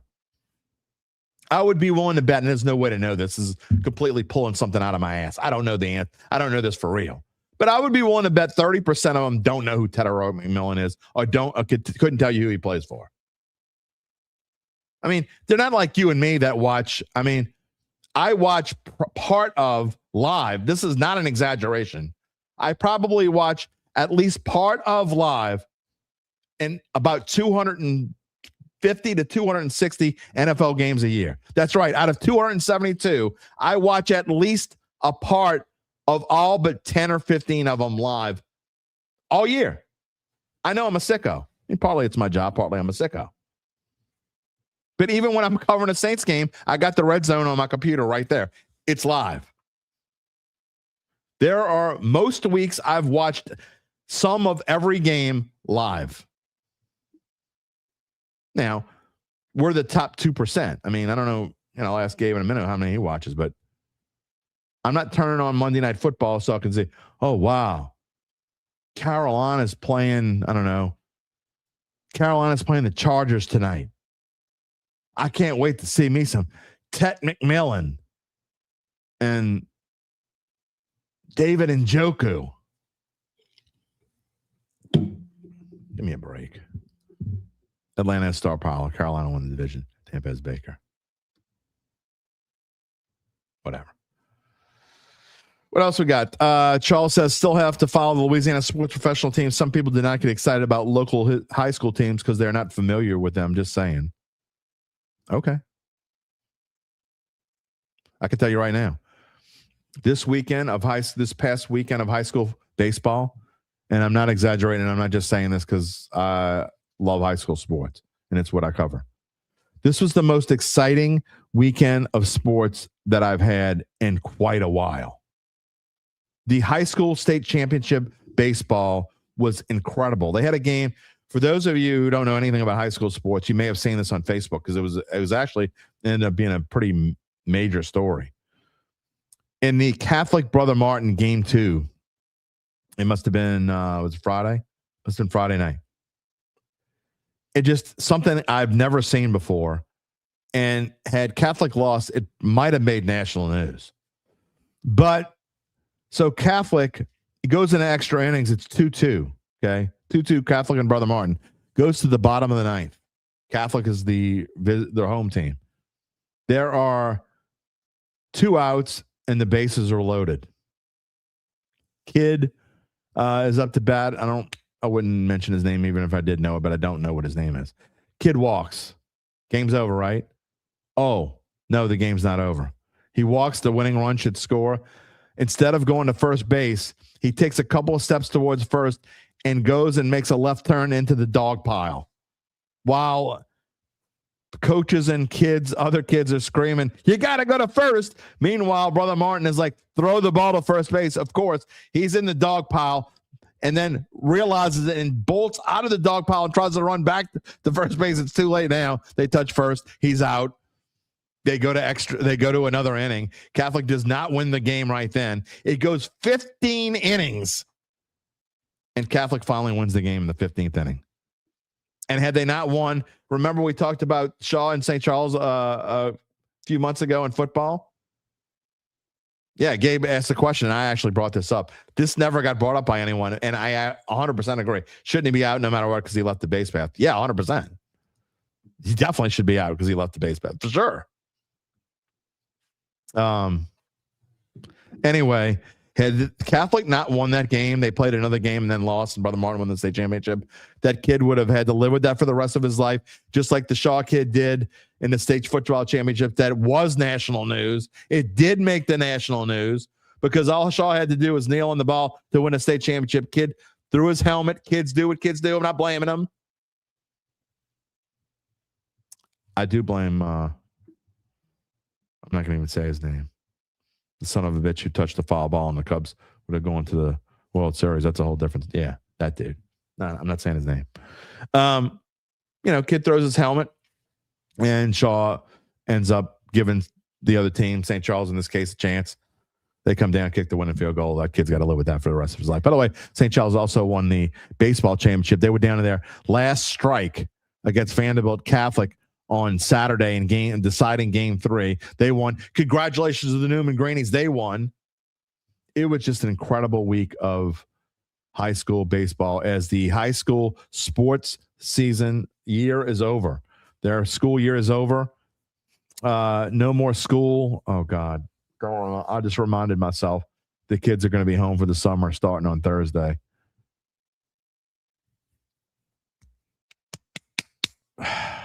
I'll be all right. Don't worry about me. Aaron Grimsley says Kirk Cousins against the Saints. He hopes they play Mendoza, the Raiders game. Nah, I don't think it's going to be Mendoza yet. It will be Mendoza at some point, but I don't think by week 3. Hart says he understands Carolina and even Tampa Bay, but Atlanta getting 3 and us getting 1 is BS. Look, that's the thing. I mean, they got star power. They've lost, like they've had a losing record, 4 years in a row now? Who cares if they got star power? Saints got piss off. Don't care what y'all think. Some of you numbnuts. Yep, 20th anniversary. It is coming on. Goodell's making too much money. I don't know what Roger Goodell makes. It doesn't matter to me, but I can tell you, he ain't making too much money. You know why? Because there is no better run organization maybe on the planet than no team, no organization. Tell me I'm wrong. Besides maybe Apple or Microsoft, Amazon, Walmart, maybe Google. Tell me an organization that isn't marketed better than the National Football League. I can't do it. They're certainly in the top 10 in the world. They are. You might hate Roger Goodell, but Roger Goodell earns every cent he makes. No matter how much you like him, hate him, whatever it is, he is fantastic at his job. There have been some great, look, Pete Rozelle was a fantastic commissioner. Pete Tagliabue was fine, whatever. I don't know there's ever been a better. This is saying something because I thought Pete Rozelle was a great commissioner. But I don't know there's been a better commissioner than Roger Goodell. I just don't think. You know? Sean wants to know, do I think that the Saints can be better or worse with or without Kamara? Do I think they would be better or worse? The answer is 2-part. If he wants to play, then they're better with him. Does that mean they would bring him back? I don't know. If he wants to play football and he's dedicated to playing through an entire season, then the Saints are better off with him. That's my opinion. But if you're kind of dragging his ass out here and almost making him play, then they're better off without him. And I don't know the answer. I don't know which one. I have no idea. Alvin Kamara is one of the toughest cats to read. I have no idea whether he seems like he doesn't care. But that doesn't mean anything because a lot of times he seems like he doesn't care. And then he shows up and he plays like he does. Lance says, radio silence on both sides is because it's contractual. Glad they keep it in-house and quiet. Look, here's the thing. Alvin Kamara doesn't say anything anyway. Of course it's going to be quiet. It's going to be quiet because Alvin Kamara doesn't talk. And the Saints are the most, besides maybe the Patriots, and even now, I think the Saints might have passed them up. There is no secretive, quieter team than the New Orleans Saints. There isn't. That's my opinion. Lance says winning at Detroit. That would be a big time game. Absolutely. Oh, by the way, Jimmy, I'm sorry I didn't show you before. Jimmy Rosen is here with us. Good morning. Glad you're here. If we could somehow get a win in the first 2 weeks, that would be huge for momentum. There's no doubt about that. If the Saints get a win in one of the first 2 weeks against either Detroit or Baltimore, there is going to be a whole lot. People are going to start noticing real quick in a hurry. You know? John Silva is back watching us after he was on the show earlier. He says he does watch the Saints game and Red Zone and tends to watch primetime games in the 40 minutes format on the European Game Pass. I also sometimes I had NFL Plus last year. I don't know if I'm gonna get it this year or not, but sometimes I will go watch 2 or 3 games, sometimes 4 games a week in the middle of the week if I have time. Which again, I don't know that I'm gonna have time this year to do it or not, but I'll go back and watch teams in a short format. Yeah, I do. I know, Lance. At least I didn't get the mean face that I get when we talk about you know who. You know, it is what it is. Aaron, I don't know. Gabe, can you find this out? What are Staley's stats? Oh, he's gonna look it up. Oh, there it is. Tua stats again. Wow. You ask, you shall receive. Awesome, Gabe Henderson. The answer is Staley's stats against Tua. Tua against Staley's Chargers. Had a .521 completion percentage. Threw for 611 yards in 2 games. That's a lot. I mean, the completion percentage wasn't great, but he threw for 305.5 yards a game. 4 touchdowns and 1 interception. So 2 touchdowns a game and a half an interception. Okay. Good job. Thank you, Gabe.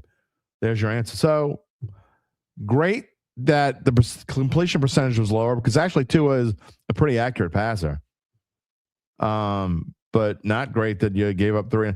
Now, I don't know. You could tell me maybe the scores of those games. Maybe the Dolphins were behind and he had to throw. I don't know. I mean, that could have been part of it too. So I don't know.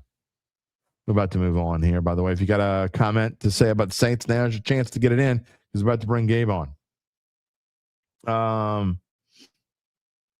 Lance says he's guessing he's rooting for Penix to win the job. I actually been looking at this the last week or so. It's starting to look more and more like Michael Penix is going to be ready, I think.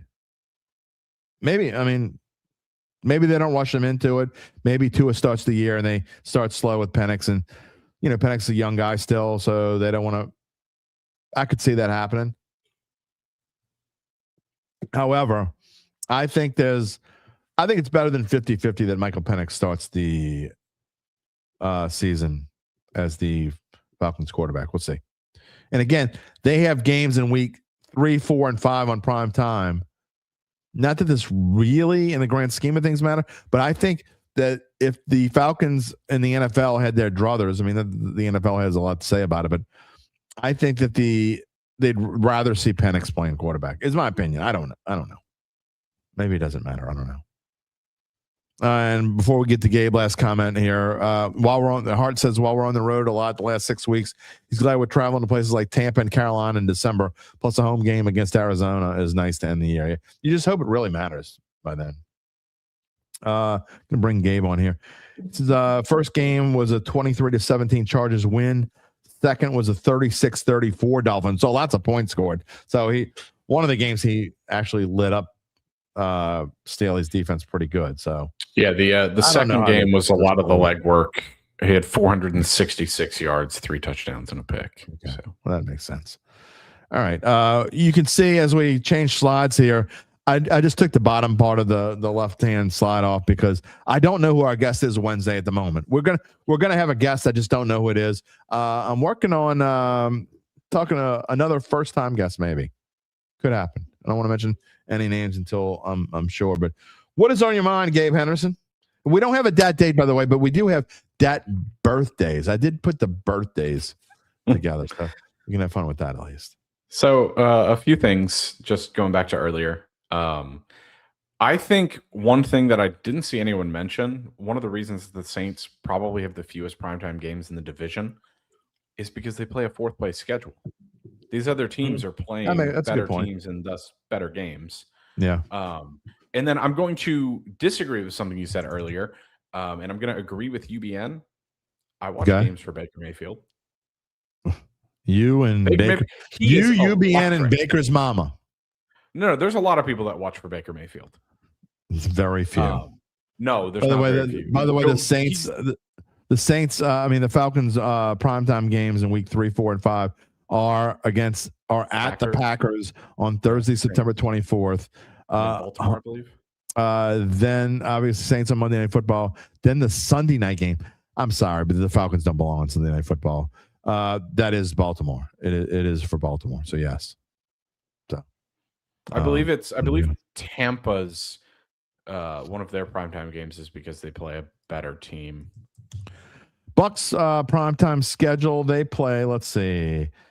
They play on October the 8th, which is the same week the Saints are in the same week the Saints it's a Thursday night game, right? After the Saints play the Falcons on Monday night, they play at Dallas. Mm-hmm. Then 1, 2, 3, 4 weeks later they play at the Bears. That looks like a Sunday night game. Then they're on a bye week, and then so 2 weeks after they play the Bears on the road, they play actually 3 weeks later. They play at the Bucks, and that is on a Monday night. So Monday Night Football. They got 2 NFC South. Poor ESPN has 2 NFC South games on Monday Night Football. Panthers. So while you're looking that up, I will say this about Baker Mayfield: people watch for him because remember in college, remember how polarizing a figure he was. People it's not the same Baker because Mayfield they wanted anymore. to see him fail. A lot of people still hold that resentment to Baker Mayfield. I think he's just fun. I think he's a fun playmaker. I think he's a gritty guy that people like to watch that kind of football player. Maybe. I can tell you right now that no one, and I mean no one, is saying, who's on Monday Night Football tonight? Oh, look, Ted McMillan's on. Nobody says that. Nobody. One person says it, and that's UBN. Yeah. And UBN doesn't say it, and he's just saying it to be a contrarian jackass. The Panthers, by the way, are at home on, is that Sunday Night Football?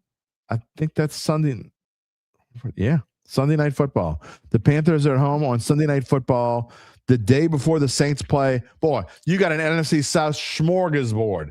On Monday night, you got Saints and Falcons. On Sunday Night Football, the night before, you got Panthers hosting the Lions. So the Panthers will absolutely get their asses waxed on national television. And then let's see. 1, 2, 3 weeks later. No, they got a bye week in there. 4 weeks later, they play at the Packers. That's on, I believe that's on Thursday night. And then you got to go to November 30th. And they play, we already told you that. That's a Monday night. They play the Buccaneers. So there you go. There's the schedule.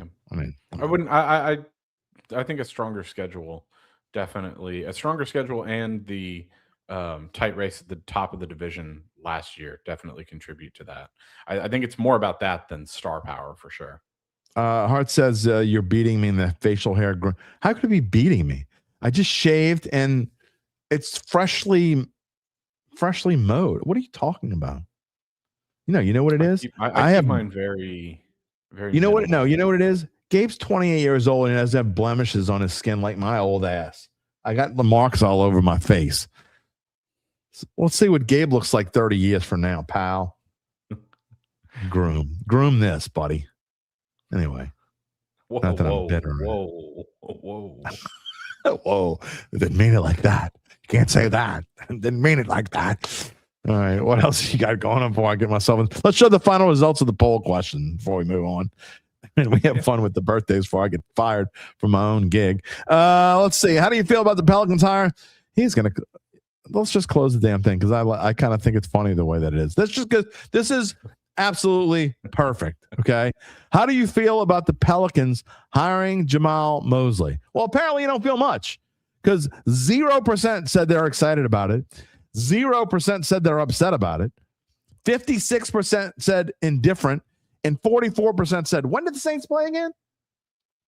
That's how y'all feel about the Pelicans hiring Jamahl Mosley. Now, again, granted, it's not scientific. This is a Saints-heavy show. I get it. But come on, man. Really? Yeah. All right. You got anything else before we get to the birthdays? I want you to stay for the birthday. I may make a trivia fun out of the birthdays. We'll see. Okay. Yeah, I mean, just going back to the whole. You have to bring up Baker again. You already got it. No, I wasn't going to bring up Baker. The comments are doing that enough. I just think, I wouldn't be too upset about it. It is. I'm not upset about it, really. Yeah, I know you're not. But, don't forget, when they don't play at prime time, means you can go to bed at a normal time and wake up at a normal time. And here's the thing I will say, and to answer you asked how many NFL games I watch earlier. I basically every week I watch all the primetime games. When the Texans are on, I will have them on one screen and I'll have Red Zone on the other. Okay, and that's pretty much what I do. Usually the early slate, so I'll Red Zone the late slate as well, unless there's something that's really. Bug Zapper apparently just fried the shit out of something. I don't know what it was. If you had to guess, of 272 games, how many games do you watch at least? I'm not saying one play. Let's just say you watch at least 5 minutes of live. Probably a good 200. Yeah. So you're playing there. You're some games top, that I just sometimes on the late. Yeah, sometimes the late slate will just be boring, so I'll go and I'll do something else with my day. Maybe that's the poll question on write this one down. Maybe that's the poll question for Wednesday if we don't have one. Something may come up and it may not be the poll question. Of the 272 games, how many do you think you watch at least 5 minutes of live? And we could do less than 25. No, let's do it because everybody watches at least less. Say less than 30, 30 to 60, 60 to 100, and then more than 100. That was weird. Something along those lines. You clicked on the show in the comments live. No, I didn't. I clicked my space bar. No. Is that you do that? No. When I clicked my space bar, the comments went away. That's weird. Anyway, so that might be the poll question. It's definitely time. All right, you ready for that? This is an abbreviated DAT date. I know y'all love DAT birthdays. Okay, DAT date. I promise that date will be back on Wednesday. Sort of promise that it'll be back on Wednesday. All right, birthdays. Locally, there's a birthday. You probably know this name, but you probably don't know he has local ties. This player played at Archbishop Shaw High School, played at LSU, was a defensive back, played for the Cincinnati Bengals, played for the Denver Broncos, and he's 53 years old today. You'll probably know the name when I say it, but I'm probably not going to guess the answer. You have any guess at all? No, sorry. I was just looking up some notable events for today just to read them off when you kicked it back. So just for that, you get it going. You guess. The answer is Torrey James. Torrey James played at Archbishop Shaw High School, played at LSU. It is not Ryan Clark. I knew y'all were going to say Ryan Clark. That would have been way too easy. It is not Ryan Clark. It is not. That's why it's not Ryan Clark. Torrey James. And Ryan Clark is also not 53 years old. There you go. That's right. Shaw High School, LSU, Denver Broncos, and Cincinnati Bengals. All right. Next up, this baseball great. Let's see. I don't want to give too much away because then it's kind of. I tell you what, this baseball great turns 80 years old today. All right. Very well-known figure, and he's been mentioned on the show at least once in the last 2 shows. I don't know. Trivia question about him the other day? I don't know. I was just trying to see if you could guess it. I mean, if I tell you who he played for, you're going to guess it in a second. I don't know. Just go ahead and tell me. All right. He played for the Yankees and the A's. He's 80 years old, and he was the MVP of the 1977 World Series, I believe. We talked about him the other day. The same thing. So it wasn't his birthday, so he did something. Thinking Reggie Jackson? Yeah, it is Reggie Jackson. Yeah, he also played for the Angels, didn't he? Yeah, he played for the Angels too, but he played for the A's. Okay. I thought you were. That's what tripped me up for a little bit because you were saying only. I thought you were saying only Yankees and A's, and I was like, I didn't know that was his middle name, Jody. Reginald Martinez. Boy, we're getting specific. Reginald Martinez Jackson. Wow, didn't know that. Some other birthdays today. Would have been 89. He passed away in 2023. Brooks Robinson, the great third baseman, Brooks Robinson would have been 89 today. How about this player? I can give you a little trivia question. This guy would have turned 43 today. He was huge. He came up huge in the 2006 national championship game. 2005 season, 2006 national championship. It was Texas versus USC. Had a huge day. Probably the best game I've ever seen, by the way. There you go. And you were just a young tyke. Mm-hmm. I remember about 7 or 8 years old. All right. Well, who turns 43 years old today? And it's funny because Matt Leinert's birthday was like, I think the last show. We said it was Matt Leinert's birthday. Maybe 2 shows ago. So, I mean, is the answer Vince Young? Yes, it is. Okay. I thought, based on the way that you framed the question, I thought he had passed away. Oh, no. That was like, Brooks Robinson before. Oh, Brooks Robinson before. Okay. Yeah. Got it. Yeah, it's Vince Young. And then last birthday today, he is 23 years old today. He was supposed to be this great two-way player, and now we don't even know if he can play one-way or not. And he plays for one of your least favorite teams in the NFL. Who is 23 years old today? Oh, Travis Hunter. Yeah, that's right. All right. Good job there. By the way, do you know the story of Vince Young's touchdown run? Have you ever heard on the other side story of that run? No. I mean, I've little bits and pieces here and there. I probably just don't remember. Brian Cushing, who went on to be a fantastic NFL linebacker for the Texans, he was on the field and he had asked if he could make his assignment based on the read that he saw. And Pete Carroll told him, no, spy Vince Young. Well, he went rogue. Listen. Shit. That allowed Vince Young to score that touchdown. Well, there you go. What was the final score of that game? Something stupid, like 42-39 or something. Yeah, it was crazy high. Insane. What a game! I will give you a little modified that day. I got a little interesting story from that game too.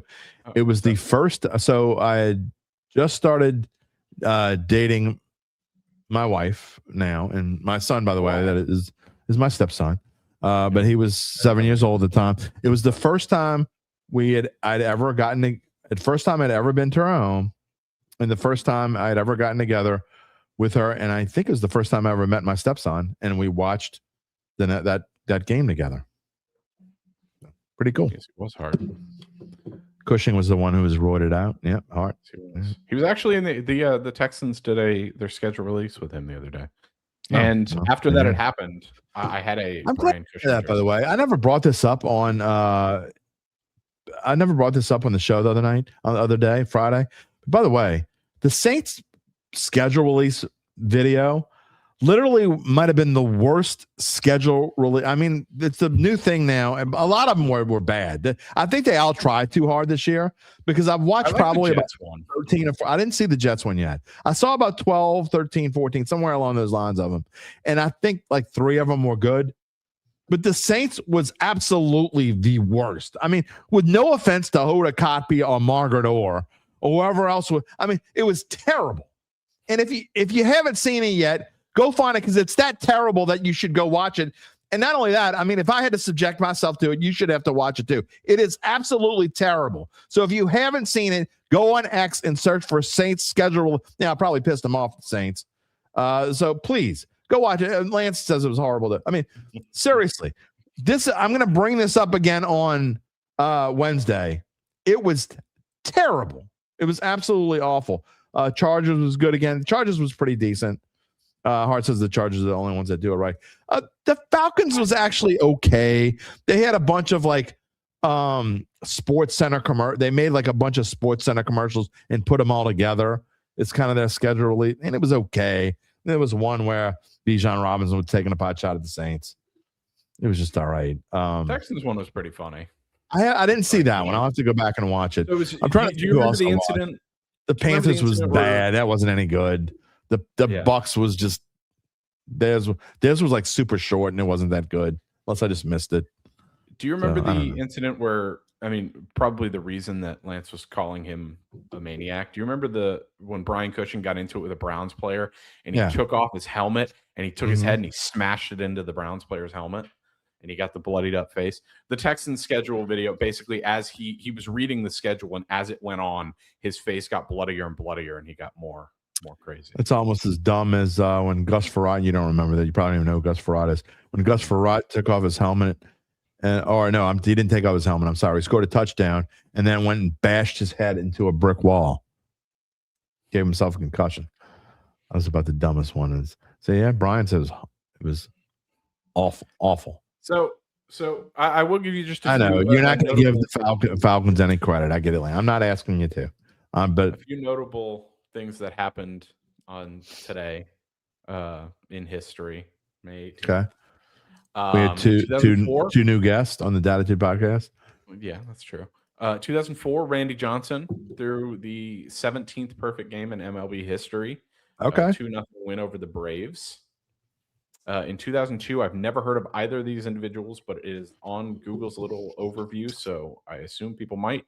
2002, Mickey Ward versus Arturo Gatti won in a junior welterweight boxing match. Apparently, it was dubbed the fight of the year, and as Google says, quote, sparked one of the most famous trilogies in boxing history. I've never. If you say so. In 1960, Real Madrid beat Eintracht Frankfurt 7-3 in the European Cup final, marking the 5th time in a row that they've won Europe. And in 1912 was the first MLB player strike. 1912? They had a player strike? The Detroit Tigers staged baseball's first ever player strike to Wow. protest the suspension of Ty Cobb. We talked about that the other day. Yeah. That was part of that date. Fill-ins off the street. And they lost like 24-1 or whatever. That was part of that. You weren't paying attention in that. You were sleeping. No, I was. But this today's date was the day that it happened. All right. Apparently. Well, that date, I promise, sort of, that it will be back on Wednesday. And that's a little brief. It's a little sprinkle for people who missed that date. Can't wait. By the way, did you know that a sprinkle is what you have?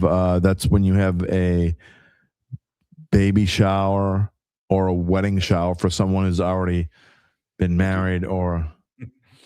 We discussed this like 3 months ago, probably. That's right, because my daughter-in-law had a sprinkle and I had to get the hell out of my house. Yeah, and we were making fun of the fact that we were talking best 3 hours of my life. No, I'm just kidding. Completely kidding. All right. Anytime you say my wife, by the way, I can't help but think of Borat. Okay, well, maybe I'll start using her name. I don't know. Or you could just use an audio of Sacha Baron Cohen's Borat. I was not at the 1912 game. My parents wouldn't let me go. I had homework to do, and I was not in there. All right, I will see you on Wednesday, my friend. Sounds good. All right, another sip of Diet Coke. By the way, I'd like to tell you about things that I did over the weekend. I usually do that in the beginning. Only the diehards are still here anyway, and they'll be going soon. By the way, I never even mentioned this today. Shows you how busy we've been. Please subscribe if you like the show. What? Oh, my wifey. If you like the show, first of all, what's wrong with you? You've got screw loose. But second of all, even if you don't like this show, to hell with it. Subscribe to the YouTube channel, Dattitude. It's easy to find. It's attitude with a D in front of it. We have a lot of fun here. Subscribe on YouTube. Someone unsubscribed yesterday. I was pretty pissed off about it. I was hurt. My feelings were hurt. I was like, what the hell did I do to this person? I'd like to know who it was, and I'd give him a call. I wouldn't be mad at him or anything. I'd just say, can you tell me why you unsubscribed? Whenever people don't like it when you say shit that pisses them off. If they don't agree with you and you say something that you don't agree, yeah, they just unfollow you. Anyway, all that long-winded, subscribe to the show.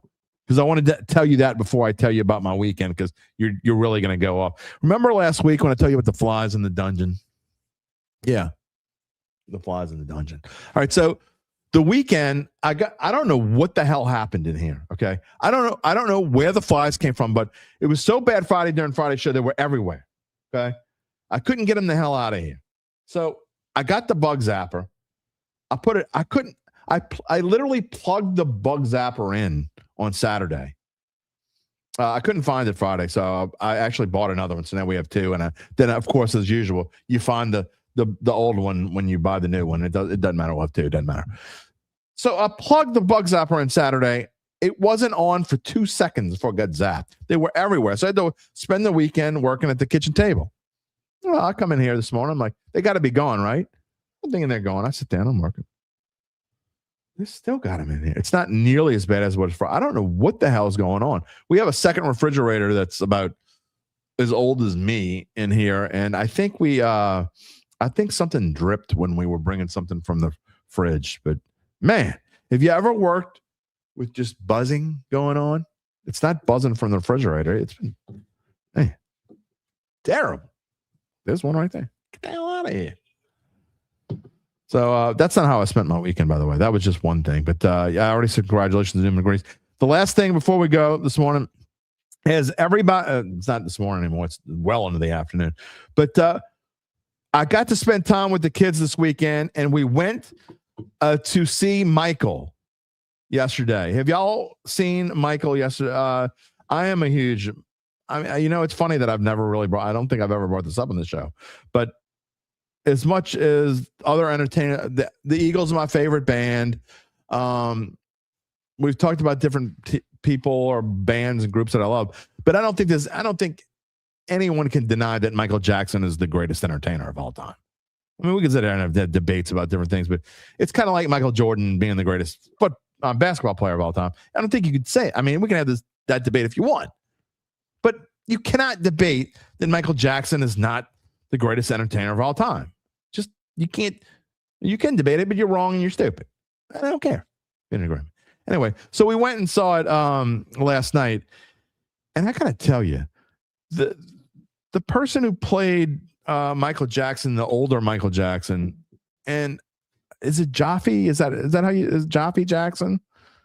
I think that's his first name. Anyway, he's Jermaine's son. So he's Michael Jackson's nephew. He was absolutely incredible. The movie itself was just okay. It was good. It brought back a lot of memories. I mean, I teared up in a lot of different places, not necessarily because the movie was great, but it brought me back to literally like so much going. The music just brought me back to being in high school. But this kid was incredible. I mean, he was incredible. The way he played Michael Jackson. Now, I get it that a lot of the singing parts were, they recreated via CGI or whatever the hell they do. And so it wasn't just Jaffe Jackson, if that's his name. And I apologize if I'm screwing it up. But I thought the acting in this movie was just phenomenal. The acting itself was better than the movie, but it's definitely worth seeing. As Earl said, he saw it with his kids. It was good. And my kids have always loved Michael Jackson as well, I guess, because through me or whatever. But my 14-year-old daughter absolutely loves Michael Jackson. Probably was the first celebrity she ever knew. And a little trivia. We're doing trivia. We did birthdays today. A little bit of trivia. Michael Jackson was born exactly 10 years to the day before I was born. So I always knew how old Michael Jackson was because he was exactly 10 years older than me. We celebrated the same birthday. But anyway, he was a musical genius, Earl, and I would highly suggest if you haven't seen it yet, it is worth your time. I don't know if it's worth the money. That was one other thing. I know I was going to go off on a tangent, but you know how much it costs to go to the movies these days? I mean, my grandfather's rolling over in his grave. Not that he went to the movies that much. But for the four of us to go to the movies, and then we're cheapos. I don't care. I mean, they went and bought the candy at Dollar General before we went over there and stuffed it in that purse. Not me. I bought the sweet tarts there because I wanted the sweet tarts right there with the theater. But so 4 movie tickets, 3 drinks, and 1 bit of candy. No popcorn. How much does that cost? If you haven't been in the movies in a while, how much do you think that costs? $120. Costs $120 for 4 people to go to a movie, 3 drinks. You'd be in 136. You're close. $120 for 4 people to go to the movies and 1 candy and 3 drinks. It's insane. UBN says also, by the way, if you're ever in Vegas, go see Michael Jackson's Cirque du Soleil. It's awesome. I bet it is. I would absolutely go. Just insane how much stuff costs. Everything, not just the movies, but it's the reason, we're walking in, and a lot of times my wife will take the girls to the movies because they, and I'm doing something else covering other people's kids or whatever it is, because it's true. But, they asked me when's the last time I went to the movies, and I think the last time I'd gone to the movies was when we went and saw Otto. That's like 2 years ago, right? I don't know. When was Otto in theaters with Tom Hanks? It was a while ago. I mean, that was the last time I went to the movies. But I didn't remember it costing that much. It's insane. Carton eggs around. No, I think actually, Philip, I think eggs is going down. The price of eggs are actually down. I went to the store. I don't go. My wife goes to the store way more than I do, but I do go to the store at least once a month, sometimes twice a month. And the last time I went, I think they were like $4.7. They were down like $4.75. Not that they're now gas. That's a whole different story. I hit the $100 mark for the first time. I'm really going off a tangent. I hit the $100. Took me $100. It cost me $100 to fill up my truck last week. First time ever. That was my new record. I had never spent $100 to fill up my truck before, ever. Insane. But it is. You know what? This show's free. Is it that great? It's still free entertainment in this world, except for those, unless you're, UBN donating to the show, and all you members. I love you so much. Thank you so much for helping support this show so that I can go to a movie every now and then for the first time in 2 years, go to the movies and fill up my truck. And I didn't drive. You know where I drove this whole week? I didn't have any assignments to go to. I had 1 meeting to cover on Wednesday. And other than that, I did all my work from home. I drove my daughter to work 3 times, and it's about 10 blocks up the road. And other than that, I went nowhere until yesterday. That's where I went this week, because gas costs $100 to fill up my truck, and I got to make sure it stays filled up as much as possible. Anyway, thank y'all all so much for helping support the show. Again, if you haven't already done so, please subscribe on YouTube. That is the best way to support us. We will be back on Wednesday. I have no idea who our guest is, but we will have a guest. Working on someone. Don't want to tell anyone just yet because I'm not 100% sure what it's going to be. And I know Zach is going to be with us on Friday, but it will wrap it up for us today. If you have kids at home and school's about to end, make sure you get your mind right. Woosah, because they're about to come home. We signed up our kids for a couple of camps. My youngest daughter still goes to camp. My 14-year-old is working, thank God, so she'll be working about 3 or 4 days a week. I'm trying to woosah myself into school ending because I won't be here alone anymore. They'll be in the other room. And you probably won't be able to hear them, but I probably will, and it's enough to drive me insane. I want to thank John Silva, International Saints guest. Check out his podcast, French Quarter Podcast. You might need the translation button, but watch it anyway. Coach Todd Buster, we thank him for talking about the Cole Catalano Classic and what's going on at NOLA Baseball Club. And Gabe Henderson, of course, UBN in the chat, being UBN. And you are our guest. We kind of had a little weird mono-y Monday with breaking news. There's all kinds of stuff going on today. That's why we had a longer show than usual. We'll be back to our regular show, I think, on Wednesday. We hope you can all join us then. Again, Zach coming up on Friday. We're back to our 11 a.m. Monday, Wednesday, and Friday. We hope you all can join us. Memorial Day weekend is coming up. Lots of things going on. I have no idea what we'll talk about on Wednesday, but we will talk about something. And oh, by the way, I'm supposed to remind you that you can find us wherever you get your podcasts, including Apple, Spotify, and many more. A couple more days till the next Dattitude. We hope to see you all then. Find me on SI covering the New Orleans Saints. We will see you all on Wednesday. And until then, take it easy, my friends.